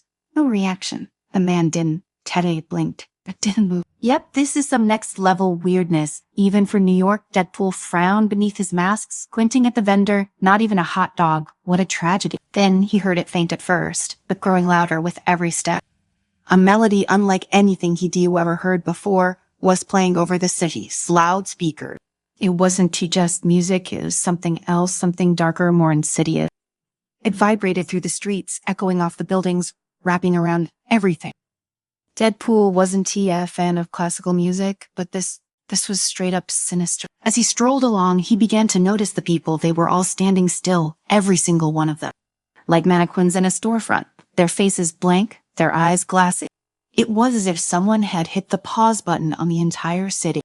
Well, if this isn't creepy, I don't know what is. Deadpool muttered as he examined a group of frozen pedestrians. Okay, fine, creepy might be my middle name, but even I am not into this kind of frozen in time, Stepford wives, mind-controlled nonsense. I mean, what happened to good old-fashioned chaos? Suddenly, he felt something, a presence behind him. Deadpool turned, ready to quip, but his usual banter died in his throat. Standing there in the middle of the street was Spider-Man. But this wasn't the friendly neighborhood Spider-Man he knew. His posture was rigid, his movements mechanical, and his eyes behind that mask were blank. He lunged at Deadpool with a precision that sent alarm bells ringing in waves out ahead. Whoa, Spidey, hold up. Didn't you think we were on punching terms? Deadpool dodged the first strike, flipping backward with his usual acrobatic flair. I get it. You were upset I didn't call, but trust me, this is not the way to handle our relationship issues. Spider-Man didn't respond. He just kept attacking faster and more aggressive with each move. All right, time to cut to the chase, or the slicing part of the chase. Deadpool swung his katana with expert precision, forcing Spider-Man to retreat momentarily. But as he did, more figures appeared from the shadows. Captain America, Black Widow, even the Hulk, each of them moving with the same eerie robotic precision. Okay, this is officially above my pay grade, Deadpool muttered as he backflipped onto a nearby fire escape. He barely had time to react before Captain America's shield came whizzing toward him. He dodged it by a hair, the metal disc embedding itself into the brick wall behind him. No offense, Cap, but I am more of a guns guy. Deadpool reached into his holsters, pulling out twin pistol. He fired off a few rounds, not really aiming to kill, just enough to slow them down. But it didn't seem to matter. They kept coming, relentless and unstoppable. Oh man, this is not gonna be fun. Deadpool sighed, then leaped off the fire escape, running full tilt down the street. Whoever is orchestrating this, they've got one hell of a playlist. Deadpool made his way to the heart of the city, ducking and weaving through the chaos that had erupted. Heroes, civilians, everyone was under some kind of spell. The melody continued to pulse through the streets like a heartbeat, controlling the masses. Deadpool wasn't sure why he wasn't affected. Maybe it was his healing factor. Maybe it was his mind being too fragmented to control, but he wasn't complaining. For once, being a little bit insane was paying off. As he turned a corner, he came face to face with someone he hadn't expected to see. Wanda Maximoff, the Scarlet Witch, hovered in the air, her eyes glowing a deep, ominous red. Unlike the others, she wasn't frozen. No, she was moving. And worse, she was aiming her chaos magic directly at him. Wanda, darling, Deadpool called out, trying to keep his tone light, looking good as ever new magic tricks. Because let me tell you, I am loving the floating, evil sorceress vibe.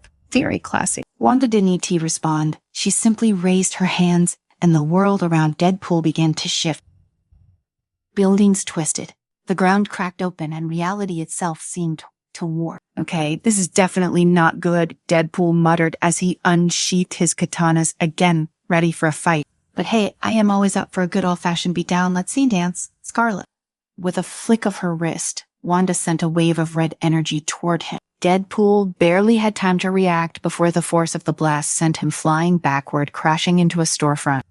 Glass shattered around him, but he quickly got back to his feet, his healing factor kicking in almost instantly. All right, fine, you want to play rough? Deadpool charged forward, dodging another blast of chaos magic. He swung his katanas with precision, aiming for her magical shields, but each strike seemed to bounce off harmlessly. You know, this would be a lot easier if you'd just talk to me, Deadpool shouted as he ducked under a flying car that Wanda had telekinetically hurled his way. We could work this out over some shawarma or something. But there was no talking. Wanda was under the control of the Master Symphony, her powers amplified by the melody that still echoed through the city. And Deadpool, he was stuck trying to fight one of the most powerful beings on Earth, armed with nothing but his katanas, a couple of guns, and his mouth. As the battle raged on, Deadpool realized he couldn't win this through brute force. Wanda was too powerful, too far gone. He needed a plan, something clever, something that didn't involve getting blown to pieces. Okay, Wade, think he dodged another blast? This one ripping a chunk of concrete out of the ground. She's under the influence of the music, so maybe I just need to cut the power. He glanced up, spotting one of the massive speakers that had been installed across the city. They were broadcasting the symphony, the source of all this madness. If he could destroy the speakers, maybe he could weaken the Master's control over Wanda. Deadpool sprinted toward the nearest speaker, zigzagging through the chaotic battlefield. Wanda followed her, red energy crackling through the air like lightning. Just as she unleashed another blast, Deadpool leaped into the air, his katanas raised high. He brought them down on the speaker, slicing through the wires in a single fluid motion. The music stopped, at least from that speaker, and for a moment Wanda faltered, her glowing red eyes dimmed slightly, her magic flickering. Yes, 1 million more to go, Deadpool said, wiping the imaginary sweat from his brow. But hey, baby steps, right? Wanda shook her head as if trying to clear her thoughts, but the symphony's grip on her was too strong. She roared in frustration, her powers surging once again, but Deadpool had seen the weakness now. The speakers were the key. If he could destroy enough of them, maybe he could free Wanda. All right, Maestro, Deadpool muttered, his eyes narrowing as he looked toward the city's skyline. Let's see how you like it when I pull the plug on your little concert. Deadpool sprinted across the city, crumbling streets, dodging debris, magic blasts, and the occasional mind-controlled hero as Wanda relentlessly pursued him. He had managed to destroy one of the speakers, but there were countless more scattered across the city, all broadcasting the eerie symphony. The music was still in control, and it was only a matter of time before it wore him down, even with his healing factor. Okay, Wade, you've got one shot at this, he muttered to himself, keeping his voice low as he ducked behind a parked car. He could hear Wanda's chaotic energy crackling through the air just a few blocks away. Gotta find that Maestro before Wanda turns me into a chimichanga. Deadpool's mind raced, trying to piece together a plan. He had figured out the key, those damn speakers, but he knew he couldn't keep up with Wanda forever. Her magic was too powerful, and she wasn't going to let him get away. He needed to find the source of the symphony and end this once and for all. With his eyes scanning the city, Deadpool spotted an old abandoned concert hall in the distance. It loomed ominously at the heart of the chaos, dark and foreboding, like something out of a bad horror movie. Of course, that would be the Maestro's lair. Where else would a villain obsessed with sound waves hide? Deadpool darted from cover, sprinting toward the concert hall with everything he had. Wanda was still chasing him, but he could sense that the music's grip on her was weakening. Every speaker he destroyed, every time he disrupted the symphony, her control wavered. He just had to hold out long enough. The entrance to the concert hall was a pair of grand gilded doors, cracked and worn from years of disuse. Deadpool kicked them open with dramatic flair, sliding inside and closing them behind him just in time to avoid another magical blast. He could hear Wanda outside slamming against the doors, but for now he had bought himself a few precious seconds. The interior of the concert hall was just as grand as he'd imagined, with rows of plush red seats and a massive chandelier hanging from the ceiling. The stage at the far end of the room was set up with a massive organ, its pipes towering high above the stage like some twisted cathedral of sound. And there, sitting at the organ, his fingers dancing across the keys with impossible speed, was Ludwig Strauss, the maestro. Strauss was dressed in a flowing black coat, his silver hair pulled back into a tight ponytail. His eyes were wild, darting between the sheet music in front of him and the city outside. He played with a manic intensity, his fingers never slowing as they commanded the symphony that had taken control of the entire city. Deadpool didn't waste any time. He pulled out his guns and aimed them at the Mechs. Hey Mozart, how about you play me a farewell tune, something nice and dramatic, before I shoot your face off? Strauss didn't flinch. He didn't even look at Deadpool. Instead, he continued to play, the music pouring out of the organ-sized pipes with even greater intensity. The symphony's power surged through the concert hall, and Deadpool could feel it, like a physical force pushing against him. Dude, seriously, I'm gonna blow your brains out if you don't stop. Deadpool fired a warning shot into the air, but still, Strauss didn't respond. His fingers moved faster, the music growing louder, more discordant. It wasn't just a melody anymore. It was chaos, pure and unrelenting. And then the doors behind Deadpool exploded inward. Wanda stormed into the hall, her eyes burning with red energy. She raised her hands, and reality itself seemed to ripple as her magic warped the space around her. Wanda, sweetie, Deadpool said, backing away from the blast radius. Let's calm down for a second, okay? I know we under some kind of evil magic musician spell, but this is a little much. I am trying to save the day here. But Wanda didn't listen. She unleashed a torrent of chaos magic, and the entire concert hall shook as if caught in a massive earthquake. The chandelier above them swayed dangerously, and pieces of the ceiling began to crumble. Deadpool dodged the falling debris, ducking behind a row of seats. Okay, I get it. You were mad, but we save this for, I don't know, a therapy session later? He peeked over the top of the seats just in time to see Strauss smile. It was a cold, twisted smile full of malice and satisfaction. He was enjoying this, watching Wanda tear the world apart while his symphony continued to play. Deadpool knew he had to act fast. If Strauss wasn't stopped, Wanda would level the entire city in her blind rage. But he also knew he couldn't just shoot the guy. It wouldn't be that easy. Strauss was connected to the music in some way, feeding off it. Destroying the symphony was the only way to break his control. Deadpool leaped out from his cover, sprinting toward the stage. All right, Mastro, time for your grand finale. He reached the organ and swung his katana at the pipes, slicing through them with one powerful strike. The music faltered for a brief second, and Strauss' hands still on the keys. His wild eyes darted to Deadpool, fury burning behind them. You fool, Strauss hissed, his voice like venom. You think you can destroy my work? My masterpiece. Yes, that's kind of the plan. Deadpool grinned beneath his mask, raising his katana for another strike. I'm not exactly an art critic, but I think your masterpiece is giving everyone a serious headache. Before Deadpool could land another blow, Strauss pressed one final key on the organ. A deafening note rang out, piercing through the concert hall and shaking the very foundation of the building. Deadpool stumbled, the force of the sound knocking him off his feet. Wanda screamed, clutching her head as the music tore through her mind. The symphony had reached its crescendo, and it was overpowering everything: her magic, her will, even the fabric of reality itself. Deadpool struggled to stand, his ears ringing. He glanced up at Strauss, who had risen from the organ, his arms raised triumphantly. You are too late, Deadpool. Strauss said, his voice echoing through the hall. The symphony is complete. The city is mine, and soon the world will fall under my control. Deadpool gritted his teeth, ignoring the throbbing pain in his head. Yeah, well, I've got one last encore for you. He reached into his utility belt and pulled out a small device, a handheld MP head swiped from Tony Stark's months ago. He had been saving it for a special occasion, and this definitely qualified. With a flick of his thumb, he activated the device and tossed it toward the organ. The MP detonated with a loud crack, sending a pulse of energy through the air. The organ sparked and sputtered, its pipes letting out a distorted, dying wail.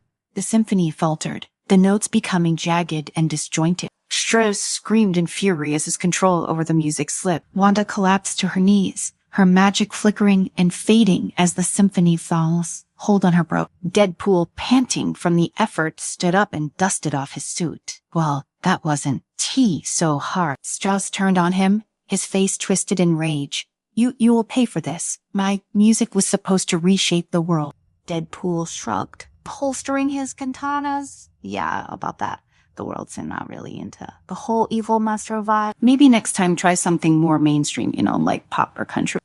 Before Strauss could respond, Wanda stood up, her eyes no longer glowing with magic, but filled with fury. With one swift motion, she raised her hand and unleashed a final surge of chaos magic. Strauss's was lifted into the air, his body convulsing as the magic tore through him, as DeMastro's screams were drowned out by the sound of his own dying symphony. The organ let out one final discordant note before collapsing in on itself, the pipes crumbling into dust. Wanda lowered her hand, breathing heavily. She turned to Deadpool, her expression a mix of exhaustion and relief. Thanks, she said quietly, her voice hoarse from the strain. Deadpool gave her a mock salute. No problem, Red. Just doing what I do best, saving the day and looking good while doing it. Wanda shook her head, a small smile tugging at the corners of her lips. You really are insufferable, you know that. Yeah, but you love me for it, Deadpool replied with a wink. As the dust settled and the concert hall fell silent, the city outside began to stir. The symphony was over and the people were waking up from their trance. The heroes, too, were coming back to themselves, shaking off the effects of the music. Deadpool glanced around, taking in the aftermath of the chaos. Well, another day, another crisis averted, just another Tuesday in New York. Am I right? Wanda rolled her eyes, but didn't he argue together? They walked out of the concert hall, leaving the remnants of the maestro's twisted symphony behind them. Welcome to the story. Don't forget to like, subscribe, and support me. The day started like any other for Deadpool, or as he preferred to call himself, Tia, the greatest superhero in the universe. Bodies, though others might be to differ. Wade Wilson was lounging in the corner of the training room, flipping through a comic book he wasn't thoroughly reading. He had barged in uninvited on Wanda Maximoff's training session, something about practicing a new spell. Wade wasn't too one for detail. Hey, Wanda, Wade called out, stretching out his legs. What's real with all the hand waving? Are you summoning some pizza? Because I could totally use a whoop. A burst of red energy shot past Wade's head, missing him by inches and sizzling the comic book into a pile of ash. Wade blinked, staring at the remains. Okay, not cool, he said, standing up and brushing off his suit. I was just getting to the good part. Wanda Maximoff, also known as the Scarlet Witch, shot him a look of pure frustration. Her hands were still glowing with crimson energy and her brow furrowed in concentration. Wade, I am working on something very complicated. Could you just not interrupt? Oh, sure. Sure, Wade said, holding up his hands in mock surrender. I'll just sit here quietly and not mention the fact that you just destroyed a piece of art. I am pretty sure that comic was vintage. Wanda ignored him, focusing on her spell.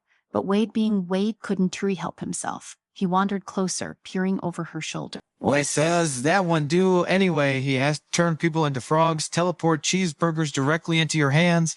You know, the important stuff. It's a time manipulation spell, Wanda said through gritted teeth. Very dangerous if it goes wrong, so please stop distracting me. Dangerous, you say. Wade's eyes lit up with mischief. That's my middle name, actually. It's a Winston, but don't tell anyone. Wanda sighed, clearly on the verge of losing her patience. Just as she was about to send another warning shot of magic his way, something went wrong. A flash of red light exploded from her hands, engulfing Wade before either of them had a chance to react. For a moment, everything was silent. Then Wade blinked. Oh, Wanda, was that supposed to happen? Wanda was gone. The training room was gone. In fact, everything was gone. Wade found himself standing in the middle of nothing. Just a vast empty space stretching out in all directions. Oh, great, Wade muttered to himself, glancing around. Now I am in some kind of freaky void. Thanks, Wanda. He took a step forward, or at least he thought he did. It was hard to tell in the emptiness. Suddenly, the ground shifted beneath him and he was falling fast. Okay, not cool, Wade yelled as the air rushed past him. This is not how I wanted to spend my Tuesday. The fall seemed to last forever, but then with a bone-jarring thud, Wade landed on solid ground. He groaned, sitting up and rubbing his head. The landscape around him had changed completely. Instead of the void, he was now in what looked like a medieval battlefield. Towering castles loomed in the distance, knights in shining armor clashed with each other, and a giant dragon circled overhead. Wade looked down at himself and realized he was wearing a suit of armor. Oh, come on, he groaned. I hate wearing metal. It chafed. A loud roar interrupted his grumbling. Wade looked up just in time to see the dragon diving straight at him, fire blazing from its mouth. Okay, nope. Wade leapt to his feet and ran as fast as he could. The dragon's flame scorched the ground behind him, and he barely managed to dive behind a boulder for cover. This is just great, Wade muttered, peeking out from behind the rock.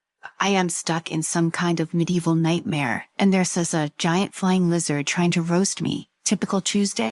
Suddenly, a figure appeared beside him. Wade blinked, staring at the woman who had seemingly materialized out of nowhere. It was Wanda. Wanda, finally, Wade grinned. I was beginning to think you'd left me to get toasted by this overgrown iguana.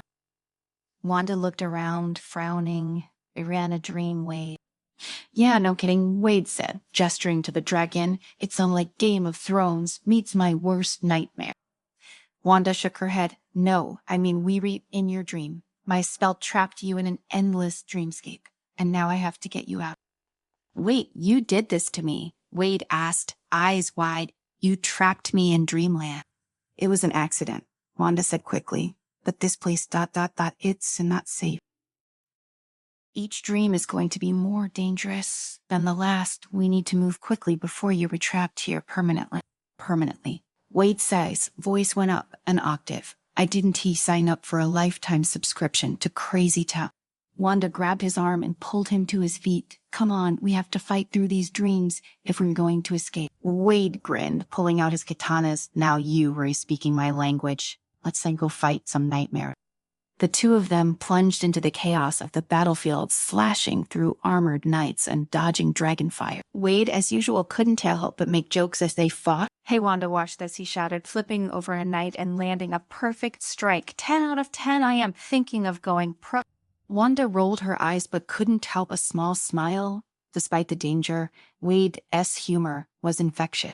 Together, they carved a path through the dreamscape, but with every victory, the world around them shifted and warped. One moment, they were in a medieval battle. The next, they were standing in a post-apocalyptic wasteland, the sky dark and filled with smoke. Wade looked around, frowning.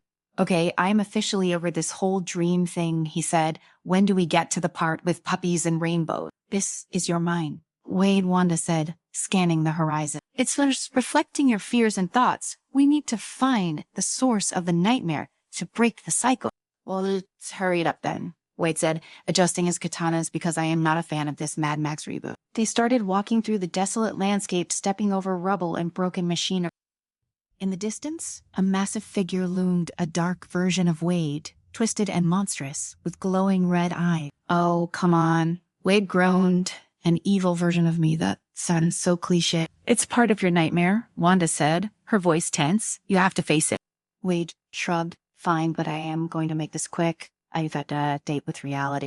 As they approached the monstrous version of Wade, it roared and charged at them. Wade grinned, drawing his katana. Let us dance, ugly, he shouted, leaping into the fight. The battle was fierce, with Wade and Wanda working together to take down the monstrous version of Deadpool. But no matter how many strikes Wade landed, the monster kept regenerating, just like him. Great, Wade muttered, panting. It's like looking in a nightmare mirror. Wanda's magic flared, and she managed to hold the creature in place for a moment. You need to break the cycle, Wade. This nightmare is feeding off your fears of being trapped, of not being able to escape. Yeah, I've got some issues, Wade said, wiping sweat from his brow. But how do I fix this?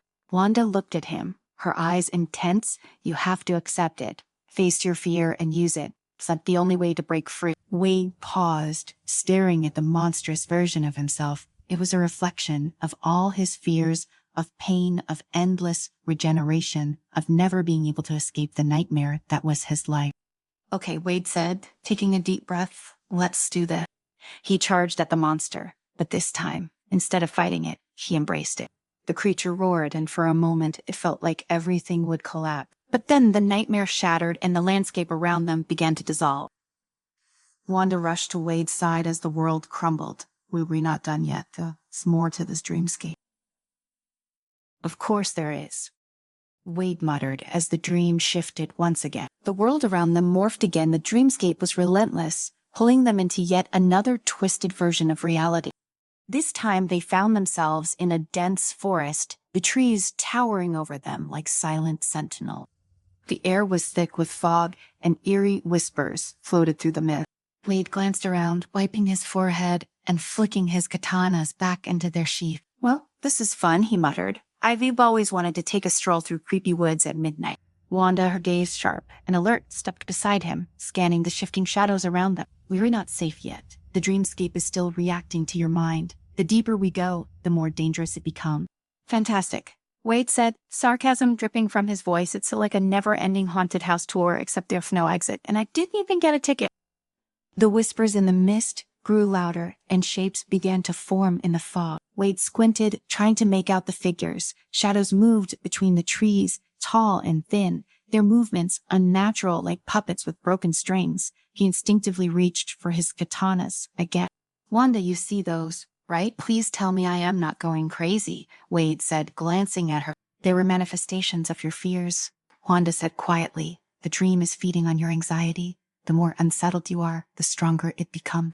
Wade let out a low whistle. Well, that's just peachy. Thanks for the therapy session, Doc. Before he could say anything else, the shadows surged forward. Long spindly arms reached out from the fog, grasping for Wade and Wanda. Wade reacted instantly, drawing his blades and slicing through the misty limb. The figures disintegrated as soon as they were struck, but for everyone that disappeared, 2 more seemed to emerge. This just keeps getting better and better, Wade grunted as he fought off another shadowy creature. Can tree catch a break? Wanda's hands glowed red as she unleashed her magic, sending waves of energy through the fog. The shadows recoiled, but didn't retreat. They pressed on relentless in their attack. No, Wanda said, her voice strained with concentration. This dream won. Stop until we find the core. Something deeper is keeping you trapped here, something you haven't faced yet. Wade paused for a split second, then slashed through another shadow. Well, if it's not unresolved issues we were talking about, we were going to be here for a while. Despite the urgency of the situation, Wade says humor didn't falter, but deep down, he could feel the truth in Wanda's words. The dreamscape was reacting to his fears, his insecurities, things he never let anyone see, not even himself. As the shadows kept coming, Wanda grew more determined. Her magic flared brighter, pushing the mist back, and for the first time, Wade noticed something. Amid the swirling fog, there was a flicker of light, faint but persistent. Wanda, you seeing that? Wade nodded toward the distant glow. Looks like the proverbial light at the end of the tunnel, or it's another horrible nightmare waiting to eat us. Either way, I say we check it out. Wanda nodded, her breath steady despite the effort she was putting into holding back the shadow. That could be it, the core of the dream. We need to get there. Wade didn't need to be told. Twice he fought his way through the fog, Wanda close behind, her magic carving a path through the darkness. The light grew stronger as they approached, but so did the resistance from the dreamscape. The whispers turned into screeches, and the ground beneath them seemed to shift like quicksand, trying to pull them under. Come on, Wade, Wanda urged. We were almost there. I am moving. Wade shot back, struggling to keep his balance as the ground buckled beneath his feet. This better not be another giant taco monster waiting for us. But as they reached the source of the light, the fog parted, revealing something far more disturbing than Wade had anticipated. They stood before a massive mirror, its surface cracked and distorted. The reflection staring back at Wade wasn't just his usual red and black suited self. It was him, but broken, his face scarred beyond recognition, his eyes hollow, his body a twisted, grotesque version of the man he knew he was. The reflection grinned back at him, but it wasn't a friendly grin. It was cold, menacing, a mockery of everything Wade had built his persona around. Wade's heart skipped a beat for once. He was at a loss for words. It's it, Wanda said softly, the core of the nightmare, the part of you've been avoiding. Wade took a shaky breath, forcing a smile. Well, I guess I should have expected this. Every dream has to have its final boss, right? But even as he tried to joke, something deep inside him twisted. This reflection wasn't just a nightmare. It was a reminder of the pain, the loss, the endless suffering that came with being Wade Wilson, Deadpool, the man who couldn't die but also couldn't truly live. The reflection in the mirror stepped forward, its movements slow and deliberate. Wade tightened his grip on his katanas, but Wanda stopped him with a hand on his arm. You can't fight this one, Wade, she said. This is something you need to face, not destroy. Wade glanced at her, his usual bravado faltering. And what if I don't run to face it? What if I just keep pretending it's not there? Wanda's gaze was steady. That's what's been keeping you trapped here. If you don't reconfront this, you'll never escape the dreamscape. For a moment, Wade was silent, his eyes locked on the twisted version of himself in the mirror. The reflection smirked as if it knew exactly what Wade was thinking. Okay, fine, Wade muttered, but I'm not doing this alone. You're coming with me, right? I am here, Wanda said, her voice calm and reassuring. But this part is up to you. Wade sighed, sheathing his katanas and stepping toward the mirror. The reflection mimicked his every move, its eyes gleaming with a dark, malevolent light. All right, ugly, Wade said, squaring his shoulders. Let's get this over with. He reached out, his hand trembling slightly, and touched the surface of the mirror. The glass rippled like water, and suddenly Wade was pulled inside. The world shifted again, but this time it wasn't to some wild fantasy or apocalyptic wasteland. It was something far worse. Wade found himself standing in a cold, sterile room, the smell of antiseptic thick in the air. The walls were lined with metal tables, each one holding a figure, some human, some not, strapped down and hooked up to machines. Wade's stomach churned as he recognized the scene. This was where it all started. The lab where he had been experimented on, tortured, transformed into the creature he was now. No, he whispered, shaking his head. Not here, not again. But there was no escape. The nightmare had brought him back to his origin, to the moment that had defined him. The reflection was there too, standing by one of the tables, watching him with cold, unblinking eye. This is it. Wade Wanda. Voice echoed in his mind. This is what you've been running from. Wade clenched his fists, every instinct telling him to fight, to destroy this place, to burn it to the ground. But that wasn't what Wanda had said. He couldn't fight this. He had to face it. With a deep breath, Wade stepped forward, his heart pounding in his chest. He approached the table where his reflection stood, and for the first time, he allowed himself to really look, to remember. The pain, the fear, the helplessness, the knowledge that he had been made into a monster, not by choice but by force. It all came flooding back, raw and unfiltered. I am not that person anymore, Wade said quietly, his voice barely above a whisper. I am not. The reflection tilted its head, studying him with an expression that was almost pitying. You are, it whispered back. You always will be. Wade's chest tightened, but he didn't back away. Instead, he stood his ground, his hands trembling, but his resolve firm. Maybe I am, he said, his voice gaining strength, but that doesn't define me. I am more than that. The reflection's eyes flashed with anger, but Wade didn't slint. For the first time, he wasn't running. He wasn't hiding behind jokes or violence. He was facing himself, his past, his pain. And with that realization, the nightmare began to crumble. The sterile lab faded, the twisted reflection dissolved into mist, and the world around Wade became brighter, warmer. He felt Wanda's presence beside him again, her hand on his shoulder. You did it, she said softly. You broke the cycle. Wade let out a long breath, his body relaxing for the first time since this nightmare had begun. Yeah, he said, his voice thick with emotion. I guess I did. The dreamscape collapsed around them, and Wade felt himself being pulled back to reality, back to the real world, as the last remnants of the nightmare faded. He glanced over at Wanda, a small smile tugging at the corners of his mouth. Thanks, Wanda, he said, for sticking with me. Yours not half bad, you know that. Wanda smiled back, her eyes soft with understanding. Neither are you, Wade. And just like that, they were back in the training room, the nightmare finally behind them. Welcome to the story. Don't forget to like, subscribe, and support me.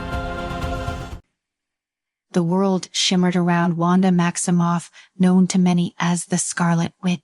Her breath was steady as she stood in the center of a candlelit room, her crimson magic flickering at her fingertip. The air was heavy with the weight of old magic, and before her, the tome of prophecies lay open, revealing its darkest secret. The book was ancient, filled with cryptic warnings of events yet to come, and Wanda's fingers trembled slightly as she turned the next page. The vision had been clear, more vivid than anything she'd ever experienced. She saw Deadpool, Wade Wilson, standing over her with a bloodied blade, her body crumpling into ash at his feet. He was grinning, his eyes gleaming beneath his mask, and she could feel the life draining from her as he delivered the final blow. The prophecy repeated in her mind like a broken record. Harry, Deadpool will kill you. Wanda swallowed hard, the bile rising in her throat. She had known Deadpool for years. His chaotic, unpredictable nature made him difficult to trust. But murder. He was reckless. But this felt wrong. But the tome never lied. Its prophecies were immutable, unchangeable. The weight of that knowledge pressed heavily on her chest, and for the first time in a long while, Wanda felt powerless. She had been through so much, lost so many people, and yet this betrayal from someone she had never considered a true enemy felt like the cruelest twist of all. But she would not go down without a fight. Wanda's eyes narrowed, her mind already calculating her next move. If Deadpool was fated to kill her, she would take the first step. She would strike before he even had the chance to draw his sword. Her magic flared, the red energy coiling around her wrists like living flame. She whispered incantation, summoning the threads of time and fate that bound her to this unwanted destiny. She would rewrite it. She had to. Wade Wilson, aka Deadpool, kicked open the door to his dingy apartment, a half-eaten chimichanga in one hand and a smirk plastered across his face. The day had been weird, even by his standards. Earlier, a pigeon had flown into his head twice, and then he accidentally stepped into what he could only describe as a mini tornado made entirely of stray cats. New York. Man, it never failed to surprise him. "Hey, Bob, you here?" Deadpool called out, wiping some sauce from his chin. Bob, his long-suffering sidekick, was usually lurking around the place, trying to avoid the worst of Deadpool's antics. But the apartment was eerily quiet. Deadpool's fingers twitched. The hairs on the back of his neck stood up. Something wasn't right? He shrugged off the feeling, tossing the rest of his chimichanga onto the table and flopping down on the couch. Whatever, probably just watching reruns of Friends again. Who needs real friends when you've got a never-ending supply of television shows? But the unease did he leave. His mind wandered, flitting from one strange thought to another, until suddenly a sharp pain jolted through his head. Visions fractured and confusing filled his mind. Wanda, her eyes glowing with crimson magic, himself standing over her, holding a sword covered in her blood. Deadpool blinked, his heart racing. The hell was that? He stood up, pacing the length of his apartment, his mind struggling to make sense of the images. Whoa.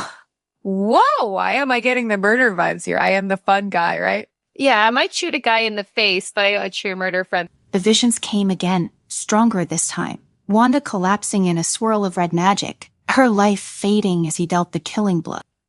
He felt a sick twist in his gut. Okay, this is getting super weird. Even for me, he needed answers, and there was only one place to get them. Deadpool strolled into the Sanctum Sanctorum, the headquarters of Doctor Strange, with the casual air of someone who had just walked into a coffee shop. He whistled, glancing around at the endless mystical artifacts scattered throughout the room. "Doc, you hear I am having some serious hallucinations or something." Maybe it's in the chimichanga, but I don't think it's in the chimichanga. Dr. Stephen Strange appeared, his usual stoic expression betraying only a flicker of annoyance. "Wait, I am in the middle of something important. What do you want?" Deadpool raised, "No need to get all on, mister. Just need a quick chat there, son of prophecy thingy, and I think Wanda side's involved, and I am pretty sure I am gonna kill her."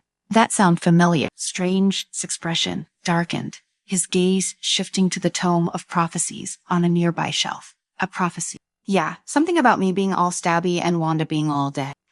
Dr. Strange moved quickly, retrieving the book and flipping through its pages. His brow furrowed as he found the passage Wade was referring to. This is serious. Deadpool crossed his arms, trying to look as serious as Strange. Yeah, I gathered that. I mean, don't get me wrong. I love a good plot twist, but killing Wanda, not really my thing. Strange closed the book with a snap.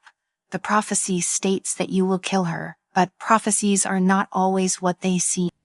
They are glimpses of potential futures, influenced by fear and emotion. If Wanda believes you will kill her, she may try to act on that fear. Deadpool sighs, widened. Oh crap, she's gonna come after me first. Isn't he? Strange nodded gravely. You need to find her, convince her that the prophecy can be changed if you fail. This future will become a reality. Deadpool's mind raced. Wanda was one of the most powerful beings in existence. If she wanted him dead, it wasn't going to be easy to talk her out of it, but he had to try. Got it? Deadpool said, standing up and cracking his knuckle. Looks like it's time for some serious relationship counseling. Wade Wilson style. The air in the abandoned warehouse was thick with tension. Wanda stood in the center, her magic swirling around her in a chaotic dance of red light. She had created this place, a trap, a battleground where she would confront Deadpool. She could feel him approaching, his energy drawing closer, and her heart pounded in her chest.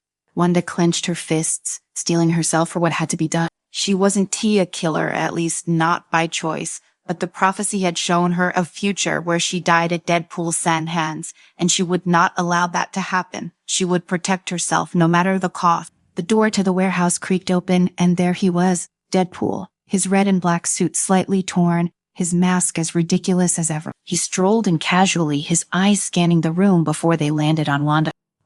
Well, Deadpool said, his voice dripping with sarcasm. If it isn't T, my favorite witch, come to hex me into oblivion, or are we doing coffee first? Wanda's jaw tightened. This isn't T a joke. Wait. Oh, he's joking. Deadpool spread his arms. Look, I get it. Prophecies, doom, death, blah, blah, blah. But you and me, we've always had a weird relationship, sure, but killing each other. Come on, that's not how this story's supposed to end. Wanda's eyes flared with red energy. The prophecy's clear. Chewie going to kill me. Deadpool took a step forward, his tone softening. Wanda, listen. That's not who I am. Yeah, I do some messed up stuff, but I wouldn't kill you. Not unless you count that time I accidentally blew up your cat, but that was totally an accident. Enough. Wanda's voice cracked like a whip, and the ground beneath Deadpool's seat trembled as her magic surged. I've seen it, Wade. I've felt it. You were going to betray me, and I won't let that happen. Deadpool raised his hands in mock surrender. Okay, I get it. You were scared, but here's the thing. Prophecies are just words. They don't control us. We control us. You got the power to rewrite this story. Wanda hesitated, her magic flickering for a moment. Deadpool's nod at the edges of her doubt. Could it be true? Could she change what seemed inevitable? Before she could answer, the air crackled with energy, and Wanda's vision blurred. The warehouse around them began to shift, the walls melting away as the fabric of reality itself twisted under the weight of her magic. The warehouse dissolved around them, the walls fading like smoke, and suddenly Wanda and Deadpool were somewhere else entirely. The city skyline loomed above them, twisted and distorted, a nightmarish version of the world they knew. Skyscrapers bent unnaturally, as if pulled by invisible forces, and the sky was a swirl of crimson and black cloud. Deadpool blinked, taking in their new surroundings. Okay, definitely not in Kansas anymore. Or anywhere normal, for that matter. Wanda, did you mean to do this, or is this one of those accidental reality warping things? Wanda stood rigid, her eyes glowing red as she struggled to control the magic spiraling out of her. This is because of you. Your presence is fueling the prophecy. Wait, I have to stop it. Deadpool sighed and shook his head. Oh, come on. You really think I am the root of all this madness? I am a flatter, but I don't try to have that kind of power. Sure, I've got charm, good looks, and a healing factor that makes me the worst person to kill, but I am not your enemy here. Wanda raised her hands, magic pulsing from her fingertips. I can take that chance. I won't die because I let you in. Wait. The ground beneath Deadpool's feet cracked as the reality around them continued to warp. The buildings shifted, their shapes becoming grotesque, impossible. It felt like the world was tearing at the seams, and Deadpool knew that if Wanda lost control completely, there would not be much of a world left. He needed to get through to her. All right, Deadpool said, putting his hands up in a show of surrender. You win, Wanda. I'll stop trying to be all heroic and stuff. If you were gonna do this, fine, but can we at least talk first, like adults? I promise I won. Break into a musical number unless absolutely necessary. Wanda's magic flared, but she hesitated, her eyes searching his for a sign of treachery. Deadpool, for once, dropped the sarcasm and met her gaze. I don't want to kill you, Deadpool said, his voice softer than she'd ever heard it. I don't even know where this prophecy came from, but if it's got you freaked out enough to blow up half of New York's skyline, then maybe we need to figure this out together. If you still want to blast me into tiny Deadpool chunks after that, then fine. But at least give me a chance to prove I am not the villain of this story. Wanda's magic flickered, the red glow around her hands dimming slightly. For the first time, doubt crossed her face. She wanted to believe him, but the vision had been so vivid, so terrifying. Could it really be that simple? Could the prophecy be wrong? Deadpool watched her closely, sensing the shift. He took a slow, careful step forward, resisting the urge to crack a joke. You one of the strongest people I know. Wanda, you've been through hell and back, and you still standing. You really think I'd be dumb enough to try to take you down? I might be crazy, but I am not suicidal. Wanda's lips parted, but before she could respond, the ground beneath them trembled violently. The distorted cityscape around them began to collapse in on itself, spiraling into a vortex of chaos. Wanda gasped, clutching her head as the match ink inside her surged out of her control. No, this wasn't too supposed to happen. Wanda cried, her voice shaking. Deadpool sprinted forward, reaching out to grab her by the shoulder. Wanda, focus, you're losing it. You've really gotta rein it in before we both get sucked into whatever black hole you're recreating here. But Wanda couldn't hear him. Her eyes were wide with panic, her power spinning out of control as reality itself began to tear apart. The prophecy had done more than just shake her trust in Deadpool. It had shaken her trust in herself. She could feel it all slipping away, the future she feared coming true in the worst possible way. Deadpool did the only thing he could think of. He slapped her hard. Snap out of it. He shouted, I am not killing you. This whole thing is a mess, but you don't have to let it end like this. You were stronger than that. The slap jolted Wanda out of her spiraling thoughts. Her magic wavered, the chaos around them slowing for a brief moment. She blinked, stunned, and for the first time in what felt like forever, her mind cleared. Deadpool stood there, hands still raised, looking as serious as he'd ever been. Hex, I am not the bad guy, and neither are you.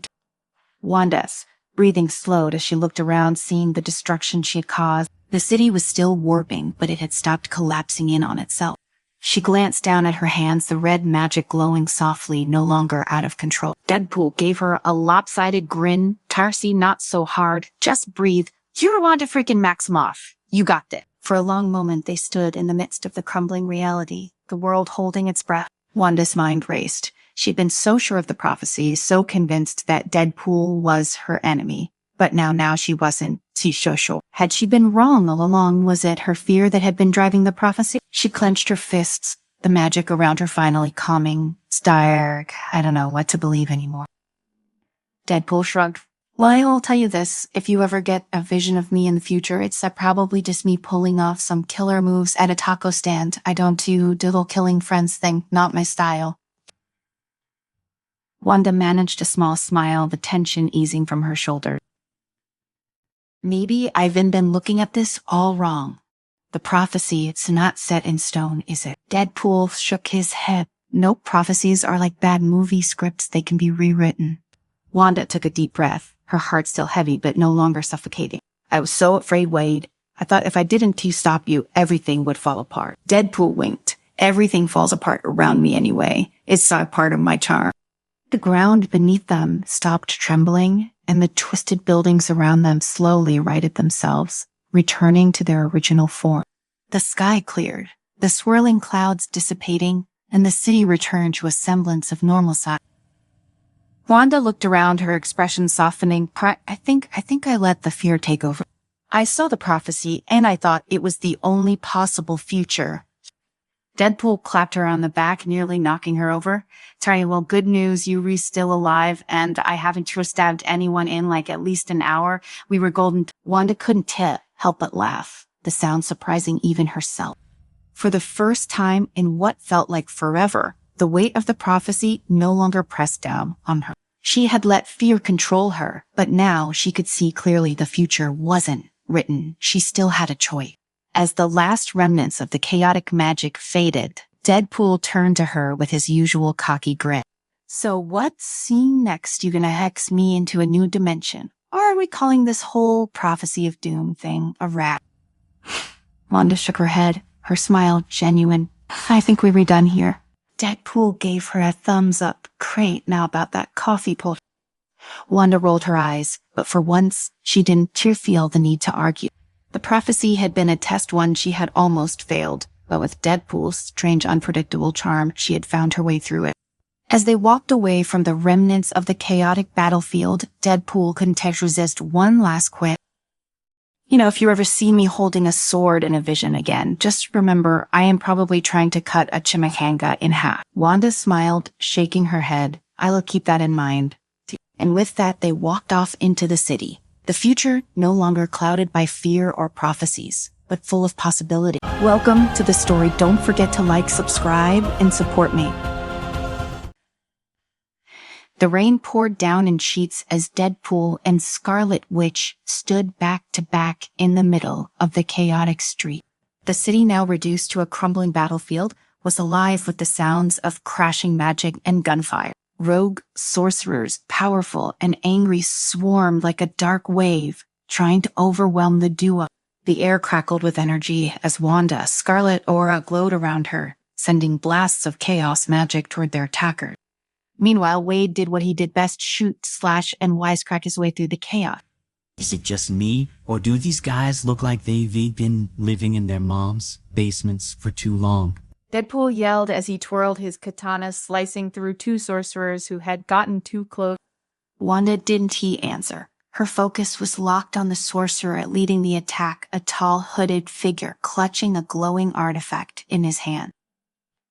The artifact pulsed with dark energy, something far older and more dangerous than Wanda had seen in years. She could feel its pull, like it was connected to the very fabric of reality. "Wait, we need to stop that artifact," she shouted, dodging a bolt of energy that nearly singed her hair. "Way ahead of you, babe," Deadpool said's response came just before he launched himself toward the hooded figure. But just as Wade closed in, the artifact flared to life, unleashing a surge of power that shot out like a tidal wave. Wanda's instincts kicked in, and she threw up a shield of chaos magic, but it was too late. The wave engulfed both her and Wade. For a moment, everything was pure, unrelenting chaos and silent.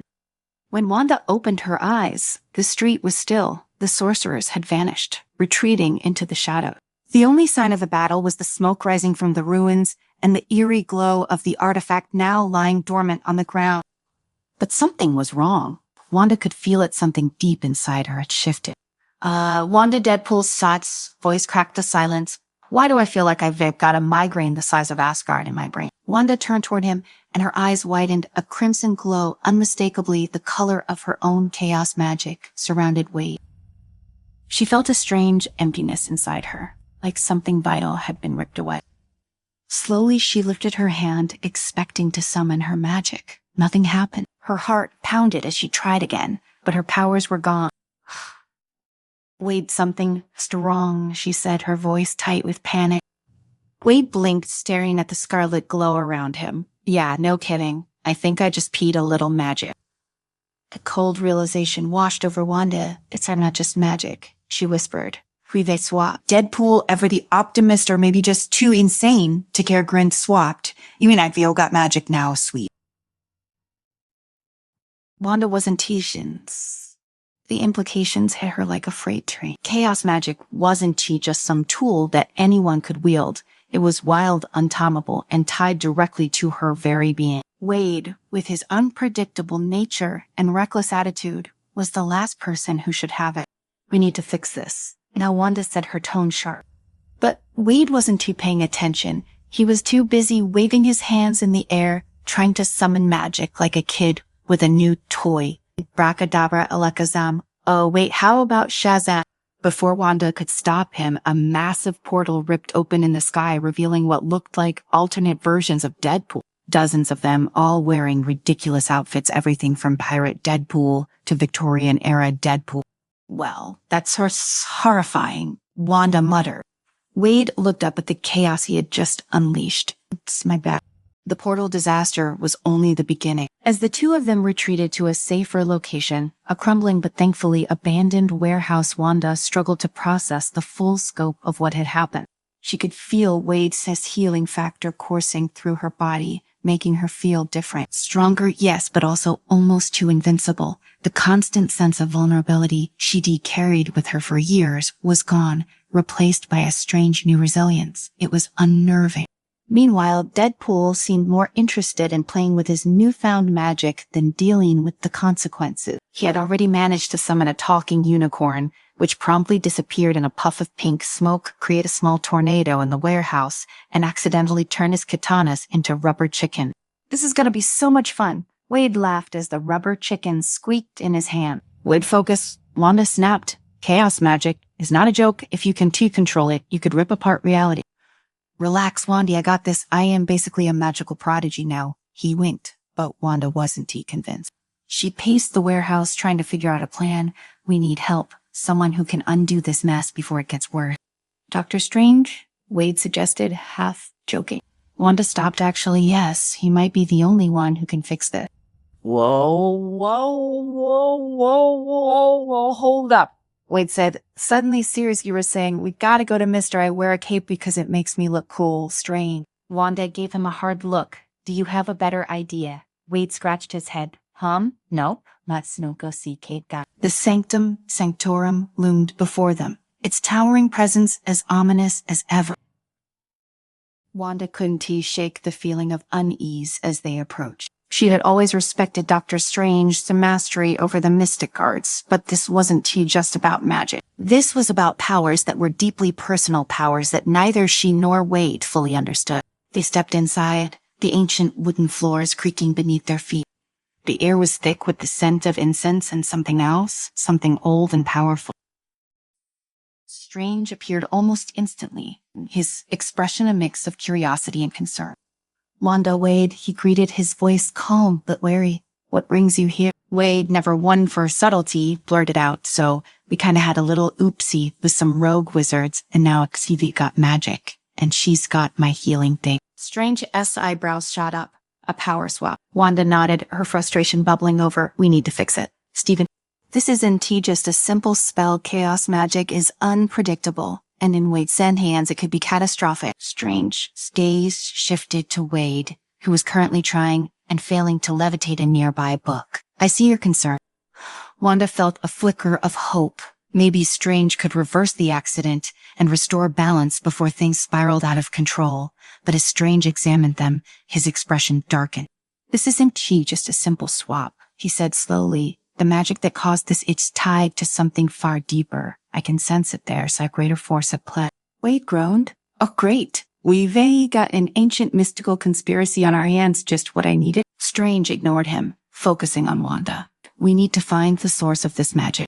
The artifact that caused the swap, it may be connected to something much older than we realize. Wanda's mind raced. The artifact, it had pulsed with dark energy before the swap, and she had sensed something familiar about it, something dangerous. Could it be linked to an even larger threat? Strange turned to Wade until we understand what we're dealing with.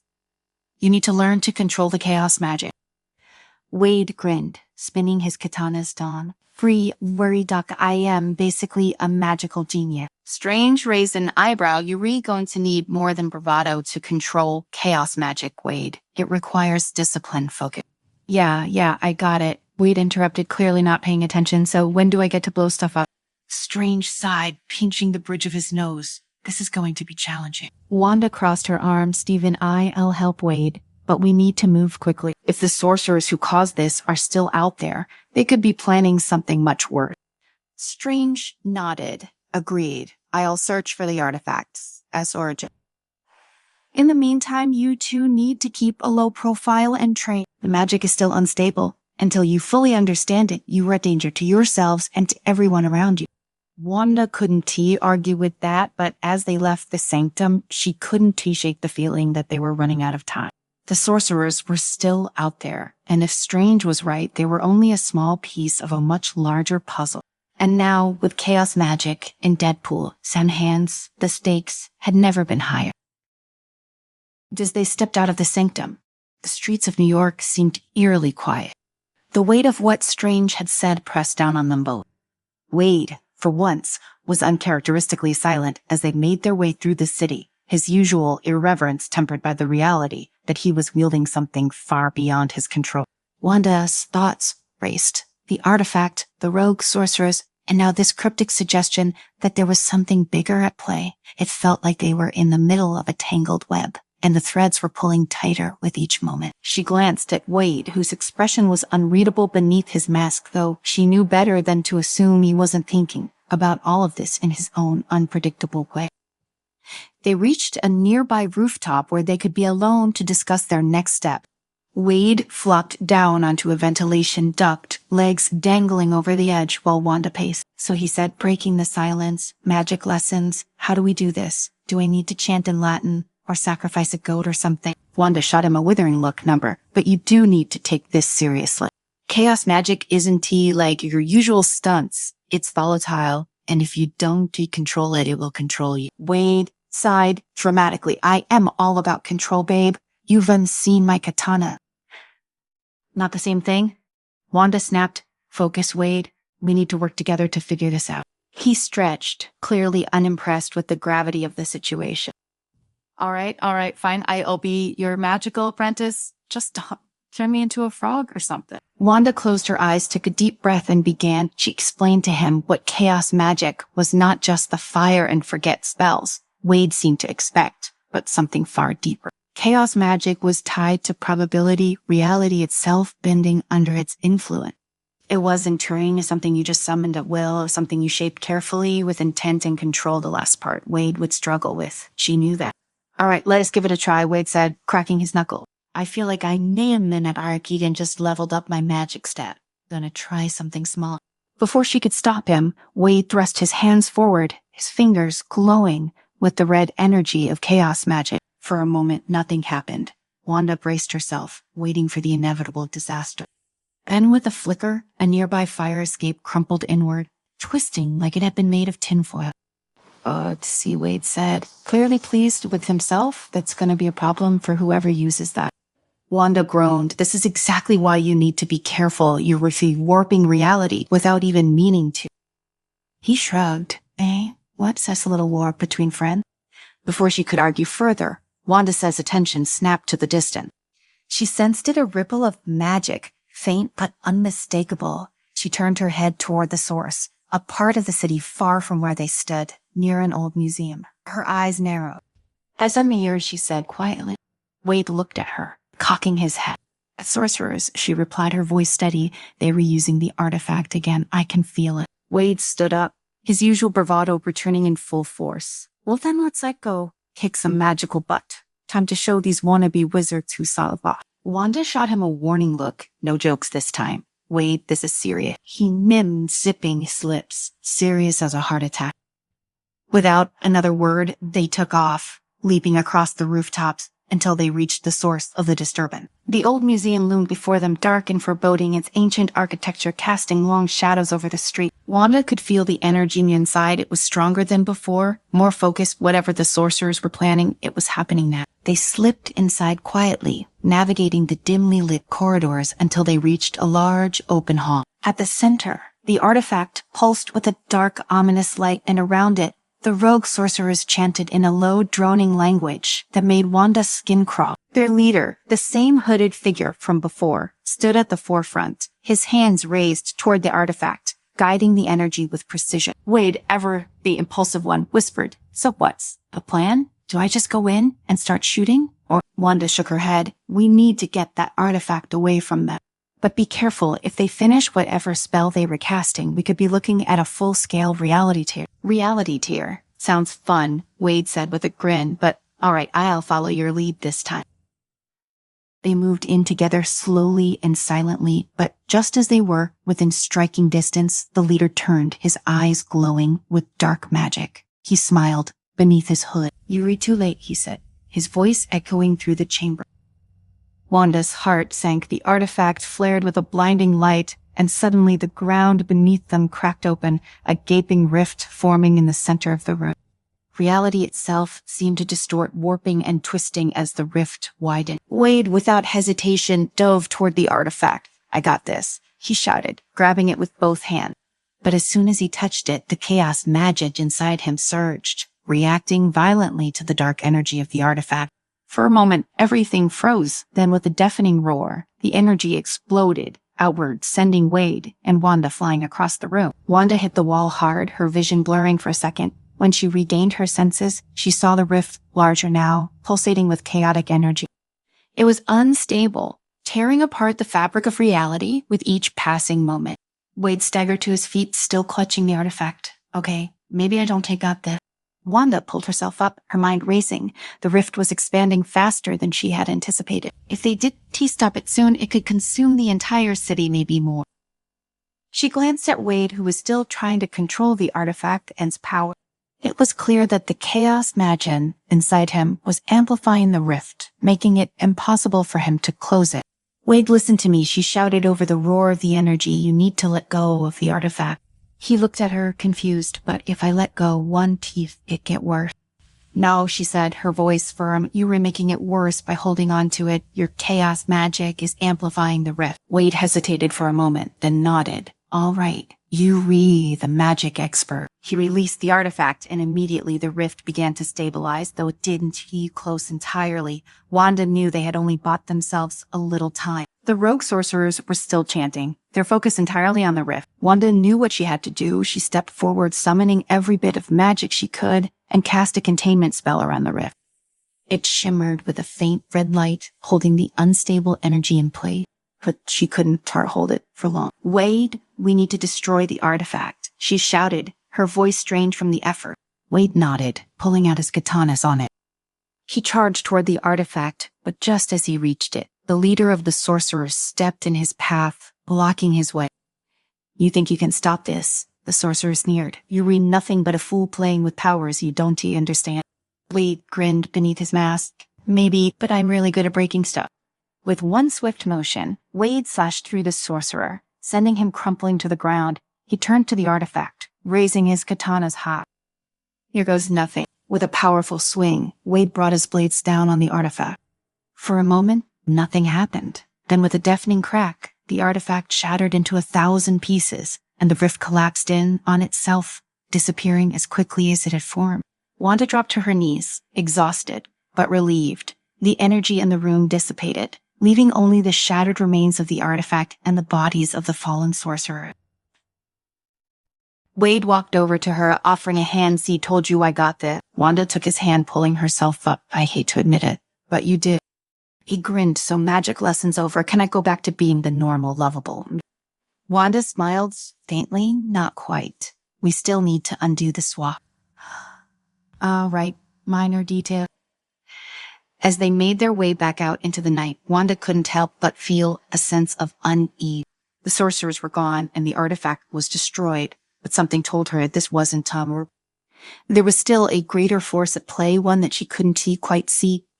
But for now, at least the city was safe, and Wade, against all odds, had proven himself to be more than just a reckless mercenary. He had stepped up when it mattered most. Wanda, Wade said, interrupting her thought.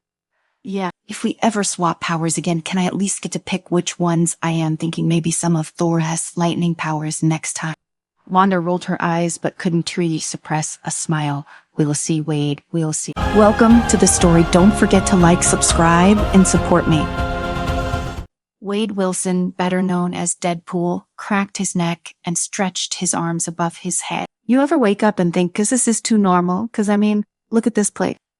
He glanced around the white picket fence neighborhood that looked like it had been plucked out of a 1950s sitcom. Hey guy, this isn't team I see. The quiet chirping of birds and the distant sound of a lawnmower set the tone for this unsettlingly peaceful suburb. Wade felt the grass under his feet perfectly trimmed, not a blade out of place. Too perfect. Yeah, he muttered to himself. Definitely a simulation. But this wasn't Tada's first rodeo with weird alternate reality. Wade's eyes scanned the house, the street, the neighbors. They smiled too much, waved too eagerly. The sun seemed to hang just a little too high in the sky, as if some giant hand had placed it there to fit some Norman Rockwell-inspired vision of life. Something says off, and I am gonna find it. He pulled his mask down over his scarred face and headed toward the house that was supposed to be his. It had a red door, a cheerful yellow facade, and a mailbox labeled Wilson. Cute. Wade stepped inside. The house was disturbingly normal: pictures on the walls, neatly arranged furniture, the faint smell of pancake. He noticed something strange. He noticed something. Every time he blinked, the picture frames on the walls shifted. One moment, they displayed a serene landscape. The next, Deadpool himself in full costume, striking a ridiculous pose, blinked back to the landscape. Whoever made this simulation has a weird sense of humor, Wade remarked, shaking his head. Ray, or maybe it's just me. In the kitchen, Wanda Maximoff's Scarlet Witch herself stood in front of the stove, cooking breakfast. She hummed a soft tune, looking disturbingly serene. Wade paused. Wanda never hummed like that, at least not without the weight of a few dozen traumas pushing down on her shoulder. Morning sunshine, Deadpool sauntered into the room, Whatzel cooking pancakes of doom, the recipe to world-ending sorrow. Wanda did tea turn around. Good morning, Wade. Breakfast will be ready in a minute. Have a seat. Wade narrowed his eyes behind his mask. This was Wanda, right? But something was definitely off. Since when do you cook? He edged closer and Dante, give me that. Breakfast is the most important meal of the day, nonsense. She turned to face him, her expression blank, a smile painted on her lip. Wade froze. Her eyes, there was something hollow in them, like the light behind them had flickered out. It was Wanda, but it wasn't, at least not entirely. Was I? Terrifying, Wade muttered under his breath. $10 says this is some kind of trap. He sat down at the table more to figure things out than to eat. The pancakes landed in front of him, stacked neatly on a plate. But when Wade tried to cut into them, the knife bent as if the pancakes were made of steel. Okay, that's new, he said, chuckling to himself. I've had some tough meals in my time, but metal pancakes points for creativity. Wanda's smile didn't waver. She simply stood there, staring. Wade tapped the plate with the knife, hearing the unmistakable clang of metal. Right? He said, standing up. We're in some sort of magical VR world, aren't we? Nice touch with the creepy pancake thing, by the way, really sets the tone. Wanda didn't respond. She blinked, and suddenly the house around them shifted. The kitchen vanished, replaced by a vast empty field. Wade stood ankle-deep in grass with Wanda floating a few feet above him, her body glowing with scarlet energy. All right, Maximoff, you got me. What's named the game here? Virtual escape room. Magic funhouse there, Wade called up to her, waving his arms. I am game, just Dante, make it too easy. But Wanda's expression remained distant, her voice soft. I didn't do this, Wade, I think we were both trapped. Wade's grin faltered, though he recovered quickly. Trapped in this, Peffin. I've seen weirder stuff on Rick and Morty rerun. But even he knew this was different. Wanda wasn't trading control, not this time, and if Wanda wasn't running the show, then who or what was? He clicked his tongue and began pacing. I must see crazy suburban hellscape, unbreakable breakfast, magic floating lady. Yeah, this screams trap, but for who? Wanda drifted down to the ground, her scarlet aura flickering. I created this reality, she admitted, her voice shaky. Right, but I didn't mean to. Something went wrong. I can top control it. It's all like the world has a mind of its own now. So it's saying like Skynet, but with magic pancakes instead of killer robots. Here, Wade quipped. Nearer makes sense. Wanda closed her eyes, concentrating. The field began to ripple, the sky above swirling into storm clouds. I've been trying to break through, but this world adapts. It changes every time I think I've found a way out. Wade raised an eyebrow beneath his mask. So you were saying it's like a haunted magical Rubik's cube and we break the test rat stuck inside it. Something like that, Wanda said, her voice heavy with guilt. Wade leaned back, crossing his arms. Well, don't worry your glowing head about it. I am Deadpool. Breaking the rules of reality is my whole tech. He took a deep breath, tilted his head, and then smashed his fist into the ground. To Wanda's surprise, the world around them cracked, just a tiny fracture, but enough to reveal a glimpse of the swirling chaos beneath. Oh, hard, Wade said, delighted. Looks like I found a weak spot. Betcha did he see that coming, huh? But just as quickly, the crack sealed itself and the field around them reformed. Wanda let out a frustrated sigh. It repairs itself. Every time we make progress, the world shifts and rebuilds. Wade rubbed his chin thoughtfully. Harso is like a video game boss that heals itself mid-fight, annoying but not impossible. Wanda glanced at him, a glimmer of hope in her eyes. You think we can break it? Of course, Wade said confidently. But first, we need to figure out who's pulling the string. If this world's got a mind of its own, then it's probably got a master control somewhere.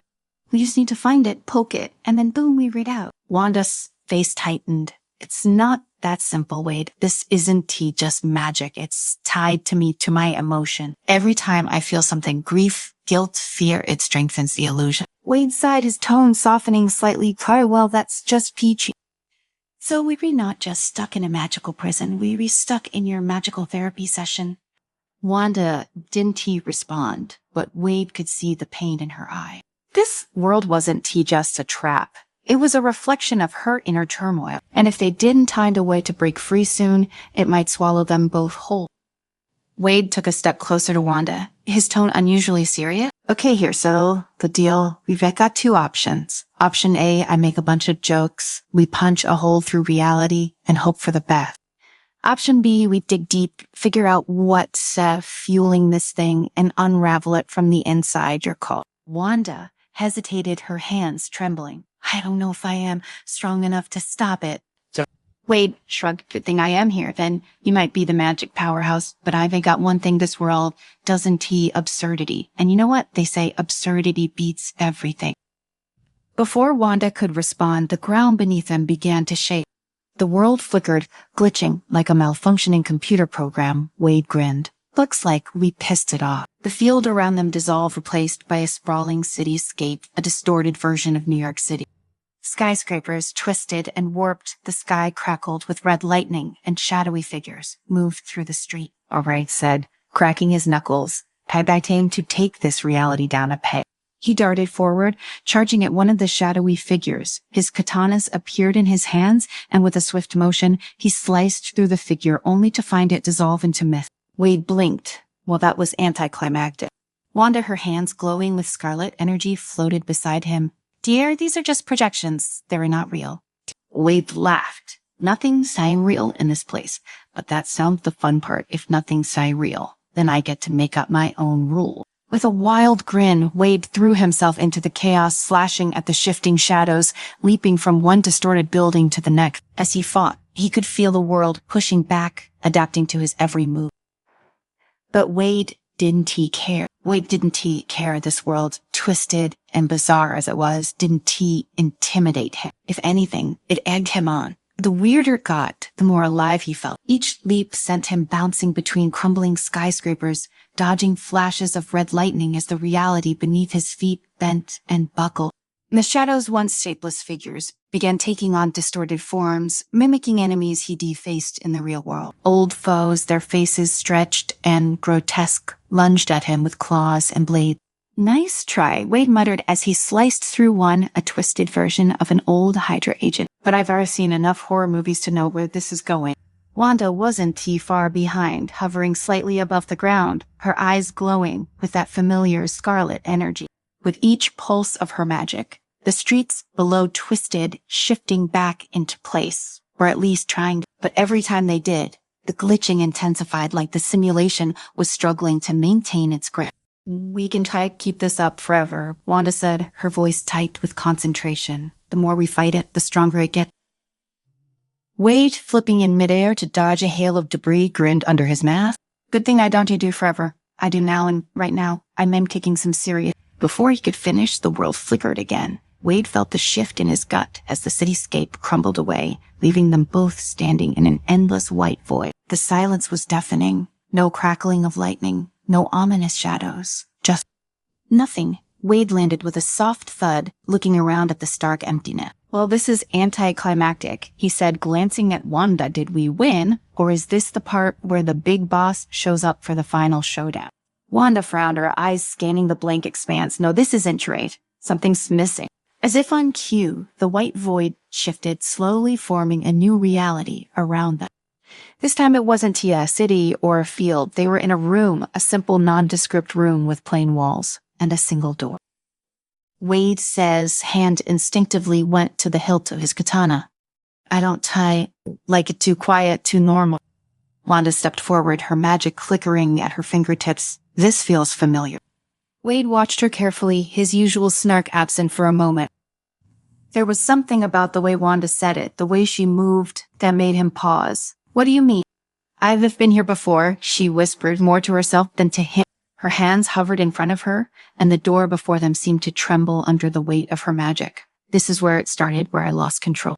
Wade approached the door cautiously, his usual bravado tempered by a rare moment of seriousness. If this is the source, then opening that door is probably a bad idea, right?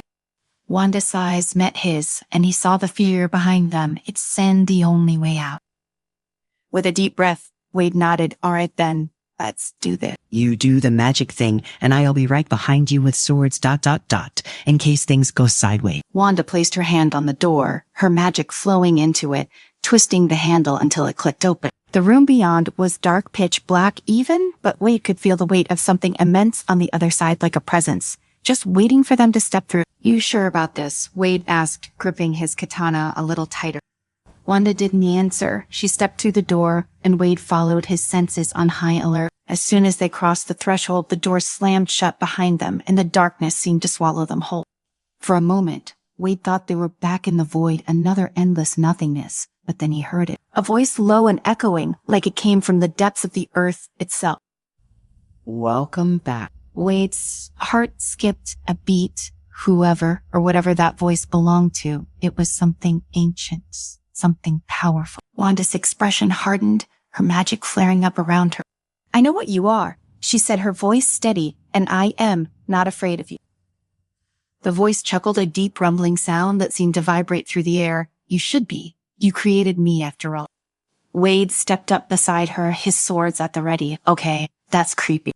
Are we dealing with some kind of evil twin situation? Because if so, I vote we stab first and ask questions later." The darkness shifted, and suddenly they weren't alone anymore. A figure materialized in front of them, cloaked in shadow, but unmistakably familiar. It was Wanda, or rather a twisted version of her, her features distorted and cruel, her eyes glowing with a malevolent red light. "This is what you created," the shadow Wanda said, her voice dripping with venom. "You tried to run from your pain, to bury it, but you can't escape it. I am your grief. I am your fear." Wanda stood her ground, her magic pulsing brighter. "You not real." The shadow Wanda laughed. "Oh, I am real. All right, I am the part of you that you've been running from all this time, and now it's time to stop running." Wade, ever the opportunist, raised his hand. "Quick question. If she sensed your grief and fear, what does that make me?" The comic relief. The shadow Wanda turned her gaze on him, her lips curling into a sneer. "You re nothing." "Ouch," Wade said, clutching his chest in mock pain that cuts deep. But as the banter faded, the tension between the two Wandas grew. The shadow version stepped forward, her magic swirling around her in a chaotic storm. "You think you can just wish me away? I am you, the part of you that will never go away." Wanda's eyes narrowed, her magic flaring brighter in response. "Number, you're me. You're just the part I haven't dealt with yet." With a sudden burst of energy, Wanda unleashed her magic, a wave of scarlet light crashing toward her shadow self. The shadow Wanda countered with her own magic, and the two forces collided in a violent explosion of power. Wade ducked, narrowly avoiding the blast. Note to self, he muttered, "Stay out of the magic fight." But as the battle raged on, Wade could see the toll it was taking on Wanda. She was strong, but the shadow was relentless, feeding off her emotions, growing stronger with each strike. "Come on, Wanda," Wade called out. "You got this, just, Dante die or anything. I'm kind of counting on you to get us out of here." Wanda gritted her teeth, pushing harder, but the shadow's power continued to grow. For every blow Wanda landed, the shadow seemed to bounce back twice as strong. "This isn't truly working," Wanda gasped, her magic faltering. Wade frowned, watching the shadow with growing unease. Something wasn't right. This wasn't just a fight. The shadow wasn't trying to win it was trying to consume her. "Wait a second," Wade muttered, piecing it together. "This whole thing, ... it's not about beating the shadow, it's about accepting it." Wanda glanced at him, confused. Wade pointed at the shadow. "You can fight this thing, it's part of you. You don't get rid of it by blasting it to pieces, you gotta own it." Wanda hesitated, her magic flickering, but ... that's everything I am afraid of. "Exactly," Wade said, stepping up beside her. "But that doesn't mean it. It's not part of who you are. You can run from it. You gotta deal with it. Otherwise, this place is never gonna let us go." The shadow Wanda sneered, her power crackling in the air. "You think you can just accept me? I am your darkness, your pain. You'll never be free of me." Wanda closed her eyes, her magic calming number. "But I don't have to be afraid of you anymore." With a deep breath, she stepped forward, reaching out toward her shadow self. The shadow flinched, recoiling from the gesture. But Wanda didn't stop. Her hand touched the shadow, and for a moment, the world seemed to stand still. "I accept you," Wanda whispered.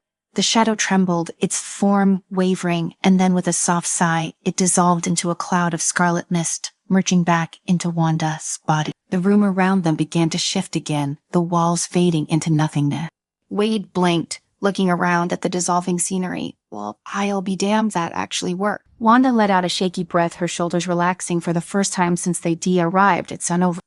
"Yeah," Wade said, glancing around the fading void. "But are we, out, or is this just another layer of the magic onion?" The world around them flickered one last time, and then they were back standing in the middle of an empty street in New York City, the real New York, not some twisted simulation. Wade looked up at the sky, breathing in the familiar city air. Yep, that's more like it. Wanda stood beside him, her expression unreadable. Thank you, Wade, for helping me. Wade shrugged, his usual grin returning. It's, what I do? Save the world, crack a few jokes, stab a few bad guys. No biggie. But as they stood there, Wade couldn't shake the feeling that something was still off. The world felt real again. Sure, but after everything they'd just been through, he couldn't help but wonder, was this the real world, or just another illusion? Hey, Wanda, he said, glancing at her, are we, actually out this time? Wanda smiled faintly, her eyes tired but clear. Yes, Wade, we're out. Wade stared at her for a long moment, then shrugged. Okay, but if you were wrong and we end up back in Pancake Hell, I am holding you responsible. Wanda laughed softly, dear. With that, Wade sheathed his katanas and began walking down the street, hands behind his head. Now where's sent the nearest chimichanga? Stand, I am starving. Welcome to the story. Don't forget to like, subscribe, and support me. The battle had been raging for hours, the city skyline glowing faintly under the dark clouds that swirled above New York. Deadpool, guns blazing, weaved through the rubble with his usual flair, cracking jokes that echoed through the empty street. He slid behind a crumbled piece of what used to be an office building, peeking over to see Scarlet Witch Wanda Maximoff floating gracefully above the chaos. Red tendrils of energy spiraled from her fingers, holding back a wave of magical fire launched by the rogue scientists holed up in what was left of the Stark Industries tower. Hey, Wanda, I think they were getting tired of us, Deadpool shouted, flipping his katanas in each hand, preparing to charge. Wanda's eyes narrowed as she focused on the swirling energy in front of her. Stay focused. Wait, this isn't just another random attack. They were trying to harness something bigger. Deadpool shrugged, a smile spreading beneath his mask. Oh, come on, how bad can it be? Before Wanda could respond, the sky seemed to ripple, a low hum vibrating through the air. It was as if the very fabric of reality was shifting, groaning under some unseen force. Her heart dropped, recognizing the sensation all too well, a chaotic pulse, like nothing she had ever felt before. It wasn't just a spell, it was something ancient, something dangerous. Wade, get back, she yelled, her voice tight with urgency, something Sakame. But Deadpool, being Deadpool, wasn't the type to listen. With a cackle, he charged forward, launching himself into the fray, just as the pulse of energy exploded from the center of the city. The wave hit them like a freight train. For a brief moment, everything went white. Wanda's magic faltered, her energy flickering out as she tumbled to the ground. Deadpool, caught mid-leap, was flung backward, crashing into a nearby car with enough force to crumple the metal. For several long seconds, the world was silent. The only sound was the crackling of fires scattered throughout the city.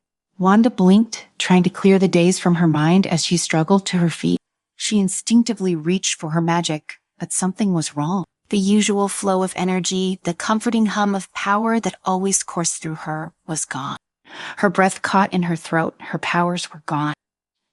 Wait, she called out, panic creeping into her voice. A groan from behind a pile of rubble answered her. Deadpool stood up, shaking his head, adjusting his mask.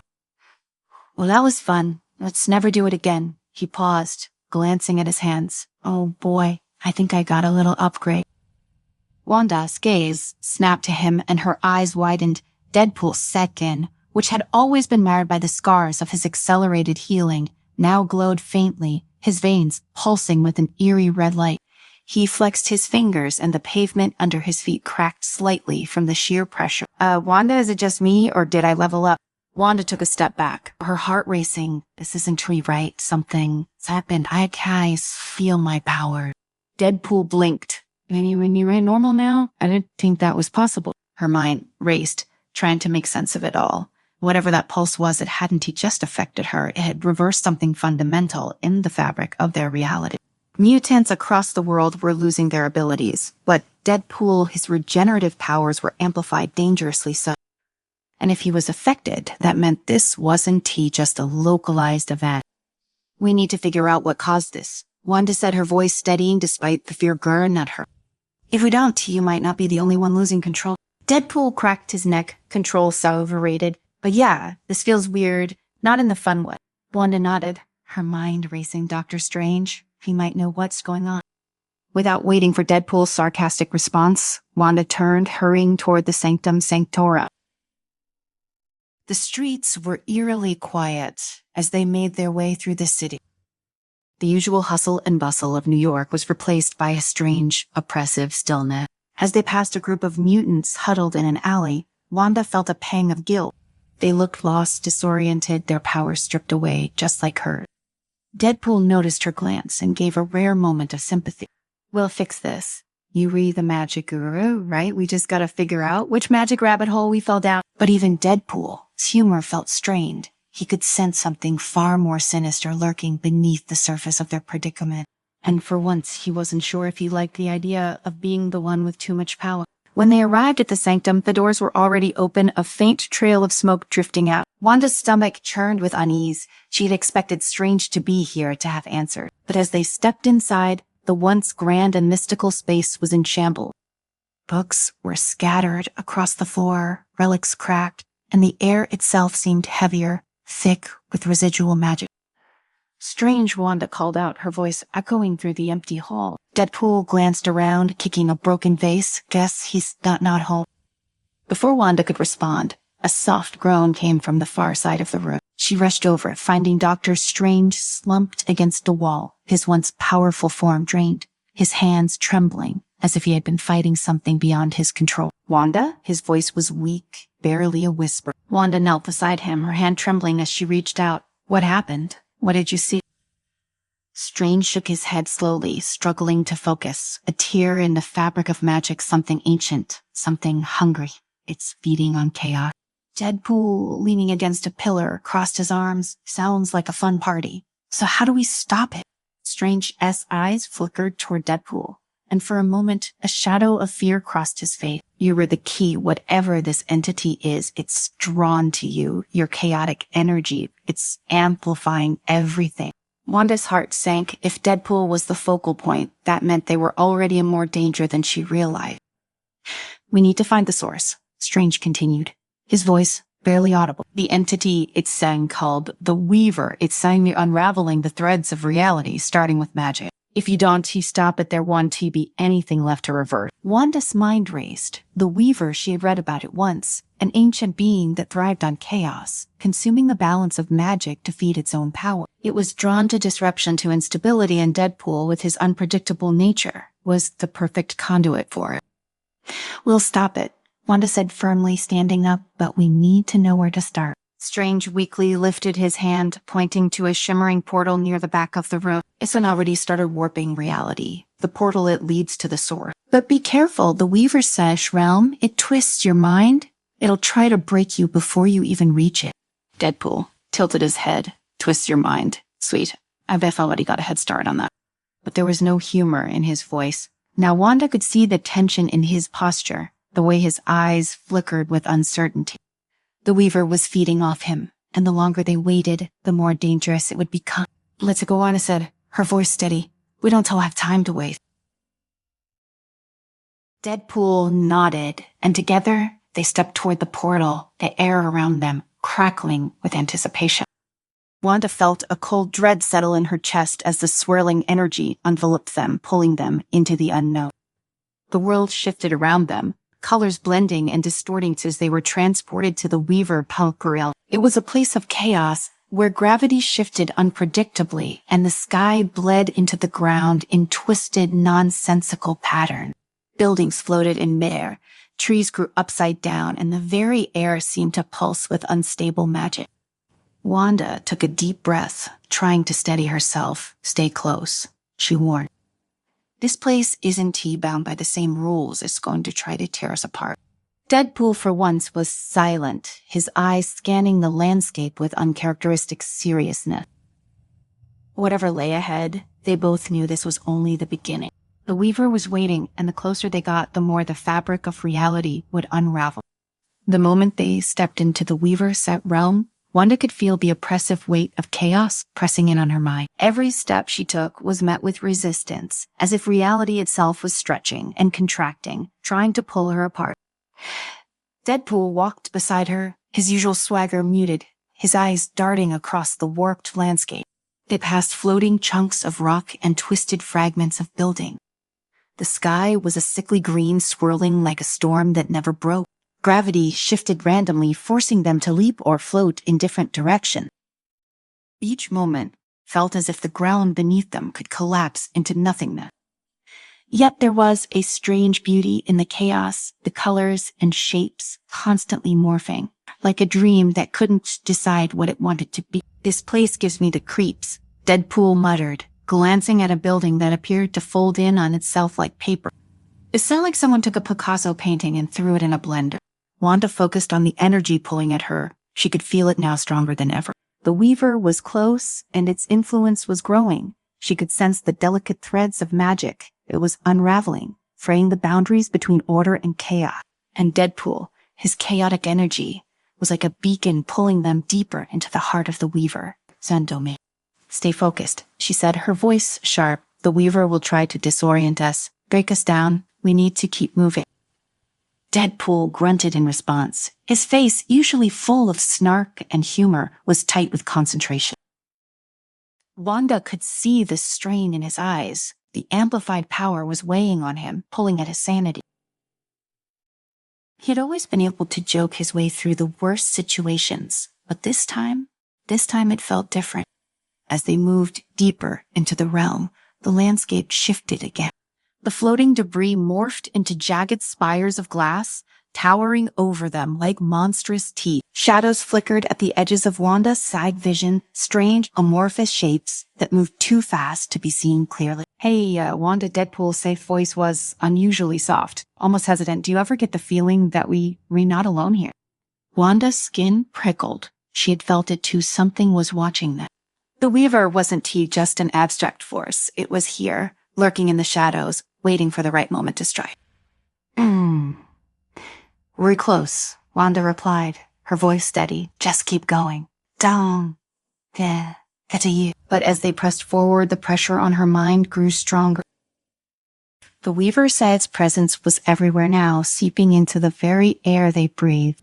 Wanda could feel her thoughts slipping, the boundaries between reality and illusion blurring. A sudden, sharp laugh cut through the silence. It was Deadpool, but it wasn't a residual laugh. It was darker, more manic. Wanda turned to see him standing still, his head tilted to one side, his eyes wide and wild. "Oh, this is just perfect," Deadpool said, his voice laced with something darker than humor. I think I'm starting to like this place. It's got a certain charm." Wanda's heart skipped a beat. The Weaver was getting to him. His powers were amplifying the chaos within him, warping his mind. She reached out, grabbing his arm. "Wade, snap out of it," she said, her voice firm. "This isn't too real. It sent the Weaver, messing with your head." Deadpool blinked, his gaze shifting to her for a moment. He looked like himself again, but there was something in his eyes, something fractured. "I know," he said softly, his voice almost a whisper, but it sounds hard to fight it. "Wanda, it sounds so loud." Wanda tightened her grip on his arm, pulling him closer. "I need you to focus. I need you to be here with me." Deadpool swallowed hard, his breath coming in short, sharp bursts. But he nodded, the wildness in his eyes fading slightly. Okay, I am with you, for now." They continued walking, but the tension between them was palpable. Wanda could feel the Weaver closing in, tightening its grip on Deadpool's mind. Every step was a battle, not just against the shifting landscape, but against the chaos inside them. Finally, they reached the heart of the Weaver Sauce realm. It was a massive, swirling vortex of energy suspended in the air like a black hole. Tendrils of pure chaos radiated out from it, warping the space around them, and at the center of it all, the Weaver stood. It was a towering, monstrous figure, its body made of writhing, shadowy tendrils. Its face was featureless, but Wanda could feel its gaze on her, cold and calculating. The Weaver did speak, but its presence was overwhelming, pressing down on her like a weight she couldn't escape. Deadpool's breath hitched beside her, and she knew that he was feeling it too. Well, Deadpool said, his voice trembling with manic energy. "Look who decided to show up. You re the big bad, huh?" The Weaver's tendrils twitched, but it didn't respond. Instead, the vortex behind it pulsed, sending a wave of chaotic energy crashing toward them. Wanda threw up a shield instinctively, but without her powers. It flickered and shattered almost instantly. Deadpool, his amplified powers surging, stepped forward, his hands crackling with raw energy. Looks like it's my turn to play the hero. But Wanda could see the strain on his face. He was already on the edge, his powers tearing him apart from the inside. If he unleashed that energy, it could destroy everything, including himself. Wait, Wanda called out, but it was too late. Deadpool launched himself at the Weaver, his body a blur of motion. He struck with a fury she had never seen before, his amplified strength tearing through the Weaver sent tendrils like paper. But the more he fought, the more the Weaver's energy wrapped around him, feeding off his chaos. Wanda could feel it. The Weaver was using Deadpool as a conduit, drawing more and more power from him. If this kept up, Deadpool would be consumed. She had to act, but without her magic, she was powerless. Desperation clawed at her. As she watched Deadpool struggle against the Weaver, scream. Then a thought struck her. The Weaver thrived on chaos, on instability. But what if she could disrupt its connection to Deadpool? Wanda took a deep breath, focusing on the energy around her. Even without her powers, she still had her knowledge of magic, her understanding of the threads that bound reality together. Wade, she shouted, her voice cutting through the noise of battle. You need to focus. You re not just fighting the Weaver, you refeeding it. Deadpool paused, his body trembling with the effort. Feeding it, great I am, the buffet net. You re stronger than it, Wanda continued, her voice steady. But you need to control it. Don't you let the chaos take over. For a moment, Deadpool seemed to hesitate. Then, slowly, he pulled back, the wild energy around him dimming slightly. The Weaver's grip loosened, and for the first time, it seemed to falter. Wanda seized the opportunity. She reached out, mentally weaving the strands of reality around them. Without her powers, it was a delicate process, but she knew the patterns, the rhythms of magic. She could still feel them, even if she couldn't control them directly. She focused on the threads connecting Deadpool to the Weaver, visualizing them as thin, fragile lines of energy. With a mental tug, she severed one of the threads. The Weaver recoiled, its tendrils thrashing wildly. Deadpool staggered back, his breathing ragged, but the chaotic energy around him had diminished. It's unworking, Wanda muttered to herself, her mind racing. If she could sever the rest of the connections, they might have a chance. But the Weaver wasn't going to make it easy. With a deafening roar, it lunged at them, its massive form crashing down like a tidal wave of darkness. Deadpool, regaining some of his composure, threw himself in front of Wanda, his body glowing with raw power. Time to turn this thing off, he muttered, his voice strained but determined. Wanda watched in horror as Deadpool charged the Weaver again, his fists glowing with chaotic energy. He wasn't just fighting the creature anymore. He was absorbing its power, pulling it into himself. The Weaver howled in fury, but Deadpool's chaotic nature made him a perfect vessel for its energy. No, Wanda shouted, reaching out to stop him, but she was too late. Deadpool's same body convulsed as the Weaver's energy flooded into him. His screams echoed through the warped landscape, and Wanda's heart clenched with fear. But then with a final deafening crack, the Weaver's psi-form shattered. The vortex of chaos collapsed in on itself, and for a brief moment, everything was still. Wanda stood, frozen, her breath caught in her throat as she stared at the spot where Deadpool had been. The Weaver was gone, its influence shattered, but so was Deadpool. The silence that followed was deafening. Then from the rubble, a groan. Wanda's heart leaped as Deadpool's same familiar voice broke the stillness. Okay, that hurt a lot. She rushed over to him, relief flooding through her ass. She saw him battered but alive. His powers had returned to normal. The chaotic energy that had threatened to consume him finally dissipated. Wanda knelt beside him, her chest heaving with emotion. "Is okay?"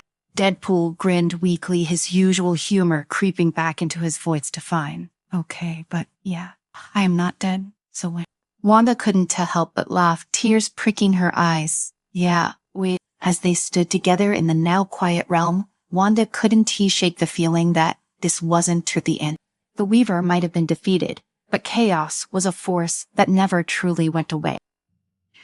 It would always linger, waiting for the next opportunity to unravel reality. But for now, they had one, and that was enough.